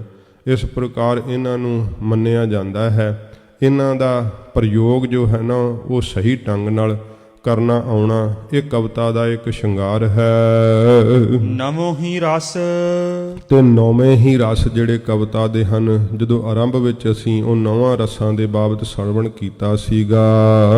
ਬਿਬਦਾ ਅਲੰਕਾਰ ਹੂੰ ਕੋ ਭੇਦ ਨਹਿ ਪਾਵਈ। ਤੇ ਬਿਬਦਾ ਅਨੇਕਾਂ ਪ੍ਰਕਾਰ ਦੇ ਅਲੰਕਾਰ ਜਿਹੜੇ ਆ ਨਾ, ਉਹਨਾਂ ਦਾ ਕਵੀਰਾਜ ਕਹਿੰਦੇ ਮੈਨੂੰ ਭੇਦ ਜਿਹੜਾ ਹੈ ਉਹ ਨਹੀਂ ਆਉਂਦਾ ਹੈ। ਧੰਨ ਹਨ ਇੰਨੀ ਨਿਮਰਤਾ ਹੈ। ਇਹੀ ਵੱਡਿਆਂ ਦੇ ਅੰਦਰ ਵਡਿਆਈ ਹੁੰਦੀ ਹੈ ਕਿ ਇੰਨਾ ਗੁਣ ਪਾ ਕੇ ਇੰਨੇ ਝੁਕ ਜਾਂਦੇ ਹੈ। ਕਹਿੰਦੇ ਬਿਬਦਾ ਪ੍ਰਕਾਰ ਅਲੰਕਾਰ ਨਹਿ ਭਾਵਈ। ਇਸ ਪ੍ਰਕਾਰ ਨਹੀਂ ਮੈਨੂੰ ਪਤਾ ਲੱਗਦੇ ਕਿ ਅਨੇਕਾਂ ਪ੍ਰਕਾਰ ਦੇ ਅਲੰਕਾਰਾਂ ਨਾਲ ਕਿਵੇਂ ਮੈਂ ਸ਼ਿੰਗਾਰਨਾ ਕਰਾਂ ਕਵਿਤਾ ਨੂੰ। ਕਵੀਰਾਜ ਨੇ ਨਾ ਤਾਂ ਦੇਸ਼ ਵਿਰੋਧੀ ਕੋਈ ਚੀਜ਼ ਵਿੱਚ ਪੇਸ਼ ਕੀਤੀ, ਨਾ ਕਾਲ ਵਿਰੋਧੀ। ਇਸ ਪ੍ਰਕਾਰ ਕਿਉਂਕਿ ਜਿਸ ਸਮੇਂ ਦੇ ਵਿੱਚ ਜਿਹੜੀ ਚੀਜ਼ ਹੋਵੇ ਨਾ, ਉਹ ਨਹੀਂ ਇਸ ਪ੍ਰਕਾਰ ਕਥਨ ਕੀਤੀ ਹੈ। ਜਿਸ ਦੇਸ਼ ਵਿੱਚ ਜਿਹੜੀ ਚੀਜ਼ ਨਹੀਂ ਪਾਈ ਜਾਂਦੀ, ਉਹ ਨਹੀਂ ਵਿਰੋਧੀ ਜਿਹੜੀ ਚੀਜ਼ ਕਥਨ ਕੀਤੀ ਹੈ। ਫਿਰ ਇਸ ਪ੍ਰਕਾਰ ਗਣ ਤੇ ਅਗਨ, ਇਸ ਪ੍ਰਕਾਰ ਇਹ ਸ਼ੁਭ ਜਿਹੜੇ ਗਣ ਮੰਨੇ ਜਾਂਦੇ ਆ ਤੇ ਅਸ਼ੁਭ ਜਿਹੜੇ ਅਗਨ ਮੰਨੇ ਜਾਂਦੇ ਆ, ਇਹਨਾਂ ਨੂੰ ਸਹੀ ਤਰੀਕੇ ਨਾਲ ਪ੍ਰਯੋਗ ਕਰਕੇ ਕਵੀਰਾਜ ਜੀ ਨੇ ਕਵਿਤਾ ਨੂੰ ਸ਼ਿੰਗਾਰਿਆ ਹੈ। ਪਰ ਕਵੀਰਾਜ ਨਿਮਰਤਾ ਨਾਲ ਕਹਿੰਦੇ ਹਨ, ਫਿਰ ਪੜੋ। ਬਿਬਦਾ ਅਲੰਕਾਰ ਹੂੰ ਕੋ ਭੇਦ ਨਹਿ ਪਾਵਈ। ਇਹ ਭੇਦ ਜਿਹੜਾ ਨਾ ਅਨੇਕਾਂ ਪ੍ਰਕਾਰ ਦੇ ਅਲੰਕਾਰਾਂ ਦਾ, ਇਹ ਨਹੀਂ ਮੈਂ ਪਾ ਸਕਿਆ ਹਾਂ। ਕੋ ਗੁਣ ਹੈ ਨਾ ਮੈਂ ਭਨਤ ਮਦ ਜਾਨੋ। ਕਵੀਰਾਜ ਆਪ ਕਹਿੰਦੇ ਆ ਮੈਂ ਆਪ ਖੁਦ ਕਹਿਣਾ ਹਾਂ ਕਿ ਮੇਰੀ ਕਵਿਤਾ ਦੇ ਅੰਦਰ ਕੋਈ ਵੀ ਗੁਣ ਨਹੀਂ ਹੈ। ਇਸ ਗੱਲ ਨੂੰ ਜਾਣਨਾ ਕਰੋ। ਮਨ ਗੁਨੀਅਨ ਹਾਸ ਜੋਗ ਅਟਪਟੀ ਜਾਵਈ। ਤੇ ਜਿਹੜੇ ਗੁਣਵਾਨ ਪੁਰਖ ਹਨ ਜ਼ਰੂਰ ਹੀ ਮੇਰੀ ਕਵਿਤਾ ਨੂੰ ਹਾਸੋਹੀਣੀ ਤੇ ਅਟਪਟੀ ਜੀ ਸਮਝਣਗੇ। ਇਹ ਕਵੀਰਾਜ ਕਿੱਡੀ ਨਿਮਰਤਾ ਨਾਲ ਇਹ ਸ਼ਬਦ ਕਹਿੰਦੇ ਆ। ਵੱਡੇ ਵੱਡੇ ਗੁਣਵਾਨ ਆਪ ਦੀ ਕਵਿਤਾ ਨੂੰ ਸੀਸ ਝੁਕਾਉਂਦੇ ਆ। ਵੱਡੇ ਵੱਡੇ ਵਿਦਵਾਨ ਆਪ ਦੀ ਕਵਿਤਾ ਦੇ ਅੱਗੇ ਆਪਣਾ ਨਿਮਰੀ ਭੂਤ ਹੋ ਜਾਂਦੇ ਆ ਤੇ ਅਸ਼ ਕਰ ਉੱਠਦੇ ਆ। ਪਰ ਕਵੀਰਾਜ ਦੀ ਕਿੱਡੀ ਵੱਡੀ ਨਿਮਰਤਾ ਹੈ। ਇਹੀ ਸੱਚੇ ਪਾਤਸ਼ਾਹ ਜੀ ਦੇ ਪ੍ਰੇਮ ਦੀ ਨਿਸ਼ਾਨੀ ਹੈ ਕਿ ਏਡਾ ਵੱਡਾ ਗੁਣ ਪਾ ਕੇ ਆਪ ਦਾ ਹਿਰਦਾ ਕਿੰਨਾ ਝੁਕਿਆ ਹੋਇਆ। ਕਹਿੰਦੇ ਜਿਹੜੇ ਵਿਦਵਾਨ ਨੇ, ਗੁਣੀ ਪੁਰਖ ਨੇ, ਉਹ ਮੇਰੀ ਕਵਿਤਾ ਨੂੰ ਭਾਵੇਂ ਹਾਸੋਹੀਣੀ ਸਮਝਣ ਤੇ ਅਟਪਟੀ ਜੀ ਸਮਝਣ। ਏਕ ਗੁਣ ਯਾਮੈ ਸੋ ਬਿਦਤ ਸਰੋਤ ਸੰਤ ਸੁਨੋ। ਇਸ ਕਰਕੇ ਕਵੀਰਾਜ ਕਹਿੰਦੇ ਆ, ਪਰ ਇੱਕ ਗੱਲ ਹੈ, ਹੇ ਸਰੋਤਾ ਜਨੋ, ਹੇ ਸੰਤ ਜਨੋ, ਇੱਕ ਗੱਲ ਮੇਰੀ ਕਵਿਤਾ ਵਿੱਚ ਪ੍ਰਗਟ ਹੀ ਹੈ, ਉਹ ਤੁਸੀਂ ਸੁਣਨਾ ਕਰੋ। ਕੀ ਹੈ ਇਸ ਕਵਿਤਾ ਦੇ ਅੰਦਰ? ਸਤਿਗੁਰੂ ਕੀਰਤ ਸੋ ਨਿਰਮਲ ਭਾਵਈ। ਸਤਿਗੁਰੂ ਜੀ ਦੀ ਕੀਰਤੀ ਜਿਹੜੀ ਹੈ ਨਾ, ਨਿਰਮਲ ਪਵਿੱਤਰ ਹਿਰਦਿਆਂ ਨੂੰ ਭਾਉਣ ਵਾਲੀ, ਉਹ ਮੈਂ ਇਸ ਕਵਿਤਾ ਦੇ ਅੰਦਰ ਭਰਨਾ ਕੀਤੀ ਹੈ। ਕਵੀਰਾਜ ਜੀ ਨੇ ਮੁੱਖ ਜਿਹੜਾ ਹੈ ਨਾ, ਉਹ ਸਿੱਖੀ ਦਾ ਪ੍ਰੇਮ ਕਿਹਾ ਹੈ, ਮੁੱਖ ਸਤਿਗੁਰਾਂ ਜੀ ਦੇ ਚਰਨਾਂ ਦਾ ਪਿਆਰ ਕਿਹਾ ਹੈ। ਭਾਵੇਂ ਕਿ ਸਾਰੇ ਨਿਯਮਾਂ ਨੂੰ ਛੋਂਹਦੀ ਹੋਈ ਆਪ ਦੀ ਕਵਿਤਾ, ਨਿਯਮਾਂ ਵਿੱਚ ਪੂਰੀ ਤੇ ਅਰਸ਼ੀ ਉਡਾਰੀਆਂ ਲਾਉਂਦੀ ਹੋਈ 9 ਰਸਾਂ ਵਿੱਚ ਭਿੱਜੀ ਹੋਈ ਆਪ ਦੀ ਕਵਿਤਾ, ਜਿਹਦੇ ਅੰਦਰ ਕੋਈ ਦੋਸ਼ ਨਹੀਂ ਪਾਇਆ ਜਾਂਦਾ, ਐਸੀ ਮਹਾਨ ਕਵਿਤਾ ਆਪ ਨੇ ਉਚਾਰਨ ਕੀਤੀ ਹੈ। ਕਹਿੰਦੇ ਭਾਵੇਂ ਸਾਰੇ ਦੋਸ਼ ਹੋਣ, ਮੈਨੂੰ ਚੰਗਾ ਜਿਹੜਾ ਨਾ ਉਹ ਤਰੀਕਾ ਨਹੀਂ ਪਤਾ। ਮੈਂ ਆਪ ਕਹਿਣਾ ਹਾਂ ਕਿ ਮੇਰੀ ਕਵਿਤਾ ਦੇ ਅੰਦਰ ਬੜੇ ਸਾਰੇ ਜਾਰੇ ਦੋਸ਼ ਹਨ, ਬੜੀਆਂ ਜ਼ਿਆਦੀਆਂ ਗਲਤੀਆਂ ਹਨ। ਪਰ ਇਹ ਸੰਤ ਜਨੋ, ਇਹ ਮਹਾਂਪੁਰਸ਼ੋ, ਇਸ ਕਵਿਤਾ ਦੇ ਅੰਦਰ ਮੈਂ ਸਤਿਗੁਰੂ ਜੀ ਦੀ ਉਜਲ ਕੀਰਤੀ ਕਹਿਣਾ ਕੀਤੀ ਹੈ। ਮਹਾਰਾਜ ਜੀ ਦਾ ਜਸ ਵੱਡਾ ਜਿਹੜਾ ਨਾ ਉਹ ਕਹਿਣਾ ਕੀਤਾ, ਉਹ ਭਰਿਆ ਹੋਇਆ ਇਸ ਕਵਿਤਾ ਦੇ ਅੰਦਰ। ਦੋਹਰਾ ਨੋਰਾ ਸੁਰਸਰ ਬਕਰਗਤ। ਫਿਰ ਇਹ ਵੀ ਗੱਲ ਹੈ ਕਿ ਜੇਕਰ ਕਵਿਤਾ ਦੇ ਅੰਦਰ ਸਤਿਗੁਰੂ ਜੀ ਦਾ ਜਸ ਨਾ ਹੋਵੇ ਤੇ ਬਾਕੀ ਸਾਰੇ ਨਿਯਮਾਂ ਵਿੱਚ ਪੂਰੀ ਹੋਵੇ ਤੇ ਤਾਂ ਵੀ ਜਿਹੜੀ ਹੈ ਨਾ ਉੱਥੋਂ ਫਿਰ ਰਸ ਤੇ ਪ੍ਰੇਮ ਨਹੀਂ ਪ੍ਰਾਪਤ ਹੁੰਦਾ।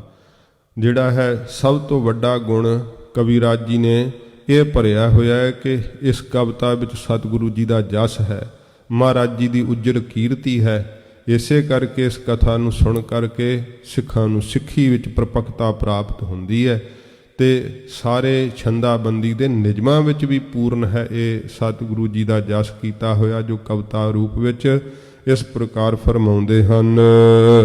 ਦੋਹਰਾ ਨੋਰਾ ਸੁਰਸਰ ਬਕਰਗਤ।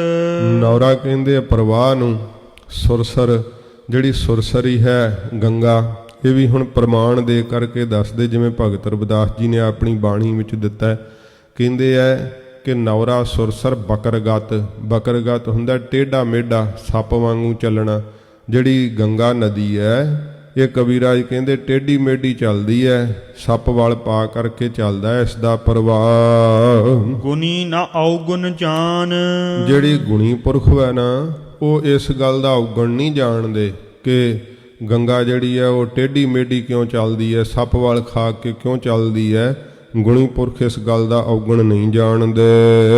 ਸਾਦਰ ਸੋ ਤਿਹ ਮਹਿ ਸਦਾ। ਤੇ ਸਤਕਾਰ ਨਾਲ ਤਿਸ ਦੇ ਅੰਦਰ ਸਦਾ ਹੀ ਕਰਹਿ ਪਾਨ ਇਸ਼ਨਾਨ। ਉਹ ਕਰਦੇ ਹਨ ਪਾਣੀ ਨੂੰ ਪੀਣਾ ਅਤੇ ਉਸ ਜਲ ਦਾ ਇਸ਼ਨਾਨ ਕਰਦੇ ਹੈ। ਤੇ ਜੇ ਕਹੀ ਜਾਏ ਕਿ ਨਹੀਂ ਗੰਗਾ ਤਾਂ ਬੜੀ ਸੱਪ ਵਾਲ ਖਾ ਕੇ ਟੇਢੀ ਮੇਢੀ ਜਾਂਦੀ ਹੈ, ਮੈਂ ਨਹੀਂ ਪਾਣੀ ਪੀਣਾ, ਪਿਆਸਾ ਹੀ ਮਰੇਗਾ, ਫਿਰ ਮੈਂ ਨਹੀਂ ਨਹਾਉਣਾ, ਮੈਲ ਦੇ ਨਾਲ ਹੀ ਫਿਰ ਬਦਬੋ ਸਹਿਤ ਹੀ ਰਹੇਗਾ ਨਾ। ਇਸ ਪ੍ਰਕਾਰ ਕਵੀਰਾਜ ਨੇ ਇਹ ਪ੍ਰਮਾਣ ਦਿੱਤਾ ਹੈ।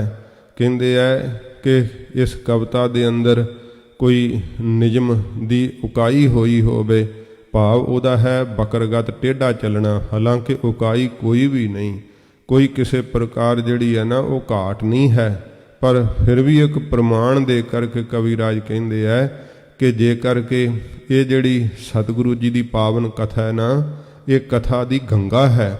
ਇਹ ਚੱਲਦੀ ਹੋਈ ਗੰਗਾ ਜੇ ਕੋਈ ਨਿਯਮਾਂ ਵਿੱਚ ਬੇਨਿਯਮੀ ਵੀ ਹੋਵੇ, ਇਹ ਹੈ ਜਿਵੇਂ ਗੰਗਾ ਦੇ ਪ੍ਰਵਾਹ ਦਾ ਟੇਢਾ ਮੇਢਾ ਚੱਲਣਾ, ਪਰ ਕਹਿੰਦੇ ਪਾਣੀ ਤਾਂ ਉਜਲ ਹੀ ਵਿੱਚ ਚੱਲ ਰਿਹਾ ਨਾ।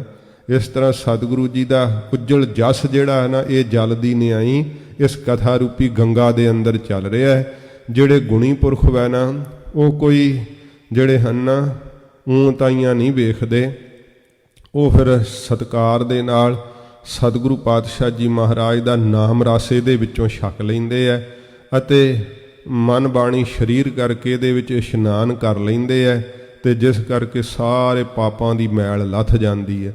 ਤੇ ਜਿਹੜੇ ਔਗਣਾਂ ਵਾਲੇ ਪੁਰਖ ਹੈ ਉਹ ਔਗਣੀ ਵੇਖਦੇ ਰਹਿੰਦੇ ਹੈ ਕਿ ਕਵਿਤਾ ਵਿੱਚ ਕਿੱਥੇ ਕੋਈ ਊਣਤਾਈ ਲੱਭਦੀ ਤਾਂ ਹੈ ਨਹੀਂ ਉਹਨਾਂ ਨੂੰ, ਤੇ ਨਾ ਪਤਾ ਹੈ ਕੱਖ ਕਵਿਤਾ ਹੁੰਦੀ ਕੀ ਹੈ। ਜਿਹਨੂੰ ਜਪਜੀ ਸਾਹਿਬ ਸੁੱਧ ਨਹੀਂ ਪੜ੍ਹਨਾ ਆਉਂਦਾ, ਉਹ ਕਵੀਰਾਜ ਦੀ ਕਵਿਤਾ ਬਾਰੇ ਕਿੰਤੂ ਪਰੰਤੂ ਕਰਨ ਲੱਗ ਜਾਂਦੇ। ਇਹ ਜੇ ਵਜਾਉਣੇ ਤੇ ਆਉਂਦੇ ਢੋਲਕੀਆਂ ਛਾਣੇ ਤੇ ਗੱਲ ਕਰਦੇ ਆ ਕਵੀਰਾਜ ਦੀ ਵਿਦਵਤਾ ਤੇ। ਤੋ ਇਸ ਪ੍ਰਕਾਰ ਮੂਰਖਤਾਈਆਂ ਦੀ ਤਰ੍ਹਾਂ ਜਿਹੜੇ ਹਨ ਆਪਣੇ ਉਹ ਮੂਰਖਤਾਈ ਹੀ ਜ਼ਾਹਰ ਕਰਦੇ ਆ। ਐਡੇ ਵਿਦਵਾਨ ਕਵੀਰਾਜ ਬਾਬਤ ਕੀ ਜਾਣ ਸਕਦੇ ਆ, ਇਉਂ ਫਰਮਾਉਂਦੇ ਹਨ ਕਵੀਰਾਜ। ਫਿਰ ਪੰਕਤੀ ਪੜੋ। ਸਾਦਰ ਸੋ ਤਿਹ ਮਹਿ ਸਦਾ। ਨੌਰਾ ਸੁਰਸਰ ਬਕਰਗਤ। ਕਹਿੰਦੇ ਇਸ ਤਰ੍ਹਾਂ ਨੌਰਾ ਪ੍ਰਵਾਹ ਜਿਹੜਾ ਗੰਗਾ ਦਾ ਨਾ, ਉਹ ਇਹ ਕਥਾ ਰੂਪੀ ਗੰਗਾ ਦਾ ਪ੍ਰਵਾਹ ਹੈ। ਇਹਦੇ ਅੰਦਰ ਜਿਹੜਾ ਕੋਈ ਦੋਸ਼ ਹੋਵੇ ਕਹਿੰਦੇ ਉਹ ਟੇਢਾ ਮੇਢਾ ਚੱਲਣ ਦੀ ਨਿਆਈ ਹੈ, ਭਾਵੇਂ ਕਿ ਦੋਸ਼ ਕੋਈ ਵੀ ਨਹੀਂ, ਪਰ ਫਿਰ ਵੀ ਕਵੀਰਾਜ ਇੱਕ ਪ੍ਰਮਾਣ ਦੇ ਕਰਕੇ ਕਹਿੰਦੇ ਹੈ ਜਿਵੇਂ ਗੰਗਾ ਟੇਢੀ ਮੇਢੀ ਚੱਲਦੀ ਹੈ। ਗੁਣੀ ਨਾ ਔਗਣ ਜਾਣ। ਗੁਣੀ ਪੁਰਖ ਇਸ ਦਾ ਔਗਣ ਨਹੀਂ ਜਾਣਦੇ। ਇਸ ਪ੍ਰਕਾਰ ਵੇਖਦੇ ਹੈ ਕਿ ਇਹਦੇ ਵਿੱਚ ਸਤਿਗੁਰੂ ਜੀ ਦਾ ਜਸ ਰੂਪੀ ਉਜਲ ਜਲ ਚੱਲ ਰਿਹਾ ਹੈ। ਗੁਣੀ ਪੁਰਖ ਜਿਹੜਾ ਇਸ ਦਾ ਔਗਣ ਨਹੀਂ ਜਾਣਦੇ ਹਨ। ਸਾਦਰ ਸੋ ਤਿਹ ਮਹਿ ਸਦਾ।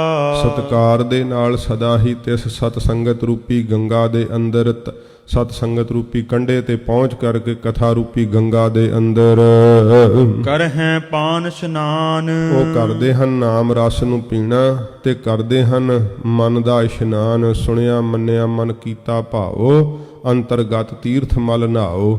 ਇਹ ਅੰਦਰਲੇ ਤੀਰਥ ਤੇ ਨਹਾਉਂਦੇ ਆ ਸੱਚੇ ਪਾਤਸ਼ਾਹ ਜੀ ਦੀ ਸੰਗਤ ਰੂਪੀ ਘਾਟ ਦੇ ਰਾਹੀਂ ਉਤਰ ਕੇ ਨਾਮ ਰੂਪੀ ਜਲ ਦੇ ਅੰਦਰ, ਗੁਰੂ ਜੀ ਦੇ ਜਸ ਰੂਪੀ ਪ੍ਰਵਾਹ ਦੇ ਅੰਦਰ। ਸ੍ਰੀ ਬਾਲਾ ਸੰਧੁਰ ਵਾਚ। ਸ੍ਰੀ ਸ਼੍ਰੋਮਣੀ ਸੰਧੂ ਗੋਦ ਦੇ ਭਾਈ ਬਾਲਾ ਜੀ ਫਰਮਾਉਂਦੇ ਆ, ਚੌਪਈ ਕਹਿ ਬਾਲਾ ਸ੍ਰੀ ਅੰਗਦ ਸੁਣੀਏ। ਭਾਈ ਬਾਲਾ ਜੀ ਕਹਿੰਦੇ ਐ, ਧੰਨ ਗੁਰੂ ਅੰਗਦ ਦੇਵ ਸੱਚੇ ਪਾਤਸ਼ਾਹ ਜੀ ਮਹਾਰਾਜ ਆਪ ਸੁਣੋ। ਇਹ ਹੁਣ ਆਪ ਫਿਰ ਖਡੂਰ ਸਾਹਿਬ ਆ ਜਾਓ। ਸੱਚੇ ਪਾਤਸ਼ਾਹ ਗੁਰੂ ਅੰਗਦ ਸਾਹਿਬ ਦਾ ਦਰਬਾਰ ਸਜਿਆ ਹੋਇਆ ਹੈ। ਹਜੂਰ ਤਖਤ ਤੇ ਸੁਭਾਏਮਾਨ ਹਨ। ਭਾਈ ਪੈੜਾ ਮੁਖ ਆਪ ਦੀ ਕਲਮ ਚਲਾਈ ਜਾਂਦੇ ਐ। ਭਾਈ ਬਾਲਾ ਜੀ ਸੱਚੇ ਪਾਤਸ਼ਾਹ ਜੀ ਦੇ ਸਨਮੁਖ ਬੈਠੇ ਹੋਏ ਸ੍ਰੀ ਗੁਰੂ ਨਾਨਕ ਦੇਵ ਸੱਚੇ ਪਾਤਸ਼ਾਹ ਜੀ ਦਾ ਪਵਿੱਤਰ ਜੀਵਨ ਇਤਿਹਾਸ ਵਰਣਨ ਕਰਨ ਲੱਗੇ ਐ। ਇਸ ਪ੍ਰਕਾਰ ਮਹਾਨ ਬੇਅੰਤ ਸਰੋਤੇ ਬ੍ਰਹਮ ਗਿਆਨੀ ਤਤਵੇਤੇ ਇਸ ਪਾਵਨ ਕਥਾ ਨੂੰ ਸੁਣਨ ਵਾਸਤੇ ਬੈਠੇ ਹੋਏ ਹਾਂ ਹਜੂਰ ਦੀ ਹਜੂਰੀ ਦੇ ਅੰਦਰ। ਭਾਈ ਬਾਲਾ ਜੀ ਕਹਿੰਦੇ ਆ, ਸੱਚੇ ਪਾਤਸ਼ਾਹ ਸੁਣੋ ਗੁਰੂ ਨਾਨਕ ਦੇਵ ਸੱਚੇ ਪਾਤਸ਼ਾਹ ਜੀ ਦਾ ਪਵਿੱਤਰ ਇਤਿਹਾਸ। ਸ੍ਰੀ ਗੁਰ ਕਥਾ ਬਿਮਲ ਗੁਣ ਗੁਨੀਏ। ਸਤਿਗੁਰੂ ਜੀ ਦੀ ਜਿਹੜੀ ਕਥਾ ਹੈ ਨਾ ਗੁਰੂ ਨਾਨਕ ਸਾਹਿਬ ਜੀ ਦੀ, ਇਹ ਬੜੀ ਬਿਮਲ ਹੈ, ਬੜੀ ਉਜਲ ਹੈ। ਇਸ ਪ੍ਰਕਾਰ ਆਪਣੇ ਮਨ ਦੇ ਅੰਦਰ ਵਿਚਾਰਨਾ ਕਰੀਏ। ਸੱਚੇ ਪਾਤਸ਼ਾਹ ਜੀ ਦੇ ਪਵਿੱਤਰ ਗੁਣ ਬੜੇ ਹੀ ਉਜਲ ਹਨ। ਭਾਈ ਭੋਰ ਨਿਜ ਦਾਸ ਬੁਲਾਇਆ। ਜਦੋਂ ਸਵੇਰ ਹੋਈ ਤਾਂ ਬਾਬਾ ਕਲਿਆਣ ਚੰਦ ਜੀ ਨੇ ਬਾਬਾ ਕਾਲੂ ਜੀ ਨੇ ਆਪਣਾ ਇੱਕ ਸੇਵਕ ਜਿਹੜਾ ਸੀ ਉਸ ਨੂੰ ਬੁਲਾਉਣਾ ਕੀਤਾ। ਦਿਜਬਰ ਸਦਨ ਜਾਹ ਤੂੰ ਧਾਇਆ। ਕਿਹਾ ਸੇਵਕ ਨੂੰ ਕਿ ਪੰਡਤ ਜੀ ਦੇ ਘਰ ਵਿੱਚ ਬੜੀ ਛੇਤੀ ਨਾਲ ਦੌੜ ਕੇ ਤੂੰ ਜਾਣਾ ਕਰ। ਦੈਵਗ ਜੋ ਹਰਦਿਆਲ ਪ੍ਰਬੀਨਾ। ਜੋ ਪੰਡਤ ਹਰਦਿਆਲ ਜੀ ਬੜੇ ਪ੍ਰਬੀਨ ਸਿਆਣੇ ਹਨ। ਆਨਹੁ ਤਾਹੇ ਬਿਲੰਬ ਬਹੀਨਾ। ਬਿਨਾਂ ਦੇਰੀ ਤੋਂ ਛੇਤੀ ਨਾਲ ਉਹਨਾਂ ਨੂੰ ਲੈ ਕਰਕੇ ਆਉਣਾ ਕਰ। ਸੁਨਤ ਦਾਸ ਦਿਜ ਸਦਨ ਸੋ ਜਾਈ। ਸੁਣ ਕਰਕੇ ਜਿਹੜਾ ਸੇਵਕ ਸੀ ਨਾ ਉਹ ਪੰਡਤ ਜੀ ਦੇ ਘਰ ਨੂੰ ਚੱਲ ਪਿਆ। ਦਰ ਪਰ ਤਿਸ਼ਟ ਗੁਹਾਰ ਸੁਨਾਈ। ਦਰਵਾਜ਼ੇ ਤੇ ਖਲੋ ਕਰਕੇ ਉੱਚੀ ਆਵਾਜ਼ ਜਿਹੜੀ ਸੀ ਸੇਵਕ ਨੇ ਲਾਉਣਾ ਕੀਤੀ। ਸਰੁਤਵਾ ਬਚਨ ਬਿਪਰ ਹਰਦਿਆਲ। ਪੰਡਤ ਹਰਦਿਆਲ ਜੀ ਦੇ ਕੰਨਾਂ ਵਿੱਚ ਜਦੋਂ ਆਵਾਜ਼ ਸੁਣਾਈ ਦਿੱਤੀ ਹੈ, ਆਲਿਆ ਦਰ ਨਿਕਸਿਓ ਤਤਕਾਲ। ਆਪਣੇ ਘਰ ਦੇ ਦਰ ਤੋਂ ਬੜੀ ਛੇਤੀ ਦੇ ਨਾਲ ਪੰਡਤ ਹਰਦਿਆਲ ਜੀ ਬਾਹਰ ਆਏ। ਦਿਜ ਜੂ ਕਾਲੂ ਮੁਝੇ ਪਠਾਇਆ। ਤੇ ਸੇਵਕ ਨੇ ਹੱਥ ਜੋੜ ਕਰਕੇ ਆਖਿਆ, ਪੰਡਤ ਜੀ ਮੈਨੂੰ ਬਾਬਾ ਕਾਲੂ ਜੀ ਨੇ ਭੇਜਣਾ ਕੀਤਾ ਏ। ਚਲੋ ਆਪ ਤਤਕਾਲ ਬੁਲਾਇਆ। ਆਪ ਚਲੋ, ਬੜੀ ਛੇਤੀ ਹੀ ਉਹਨਾਂ ਨੇ ਤੁਹਾਨੂੰ ਬੁਲਾਇਆ ਏ। ਕਹਿ ਦਿਜ ਹਉ ਆਵੋ ਕਰ ਪੂਜਾ। ਪੰਡਤ ਹਰਦਿਆਲ ਜੀ ਕਹਿੰਦੇ ਐ ਕਿ ਮੈਂ ਪੂਜਾ ਕਰ ਲਵਾਂ ਤੇ ਪੂਜਾ ਕਰਕੇ ਫਿਰ ਮੈਂ ਆਵਾਂਗਾ। ਬਹੁਰ ਕਰੋ ਨਹਿ ਕਾਰਜ ਦੂਜਾ। ਪੂਜਾ ਤੋਂ ਉਪਰੰਤ ਮੈਂ ਹੋਰ ਕੋਈ ਦੂਸਰਾ ਕੰਮ ਜਿਹੜਾ ਉਹ ਨਹੀਂ ਕਰਾਂਗਾ। ਸੁਨ ਉੱਤਰ ਕੋ ਤਿਹ ਛਿਨ ਦਾਸਾ।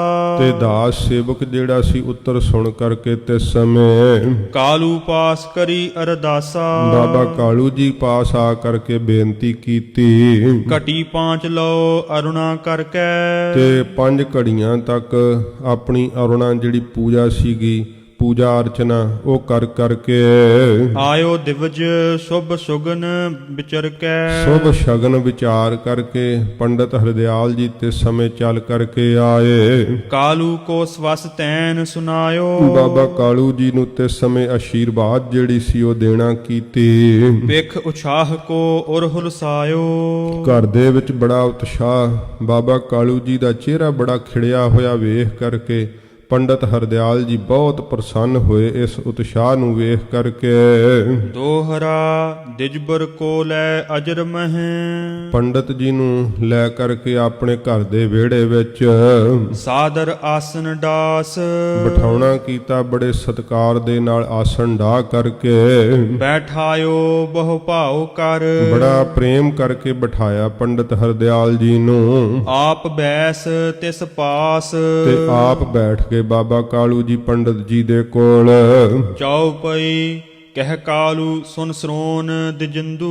ਤੇ ਬਾਬਾ ਕਾਲੂ ਜੀ ਤਿਸ ਸਮੇਂ ਕਹਿਣ ਲੱਗੇ, ਪੰਡਤ ਜੀ ਕੰਨਾਂ ਦੇ ਵਿੱਚ ਧਿਆਨ ਲਾ ਕਰਕੇ ਜੋ ਮੇਰੀ ਗੱਲ ਹੈ ਉਹ ਸਰਵਣ ਕਰਨਾ ਕਰੋ। ਦਇਓ ਸਦਨ ਮਮ ਤਾਤ ਗੋਬਿੰਦੂ। ਵਾਹਿਗੁਰੂ ਜੋ ਸਭ ਦੀ ਹੀ ਪ੍ਰਤਪਾਲਣਾ ਕਰਦਾ ਏ, ਜੋ ਸਭ ਦੀਆਂ ਇੰਦਰੀਆਂ ਦਾ ਪ੍ਰਕਾਸ਼ਕ ਹੈ ਪਰਮੇਸ਼ਰ, ਉਸ ਪਰਮੇਸ਼ਰ ਨੇ ਮੇਰੇ ਘਰ ਵਿੱਚ ਪੁੱਤਰ ਦੇਣਾ ਕੀਤਾ ਏ। ਮੁਝ ਪਰ ਨਿਜ ਅਨਕੰਪਾ ਧਾਰੋ। ਤੇ ਮੇਰੇ ਉੱਤੇ ਆਪਣੀ ਕਿਰਪਾ ਜਿਹੜੀ ਹੈ ਨਾ ਉਹ ਆਪ ਕਰਨਾ ਕਰੋ। ਸੋਧ ਮਹੂਰਤ ਲਗਨ ਵਿਚਾਰੋ।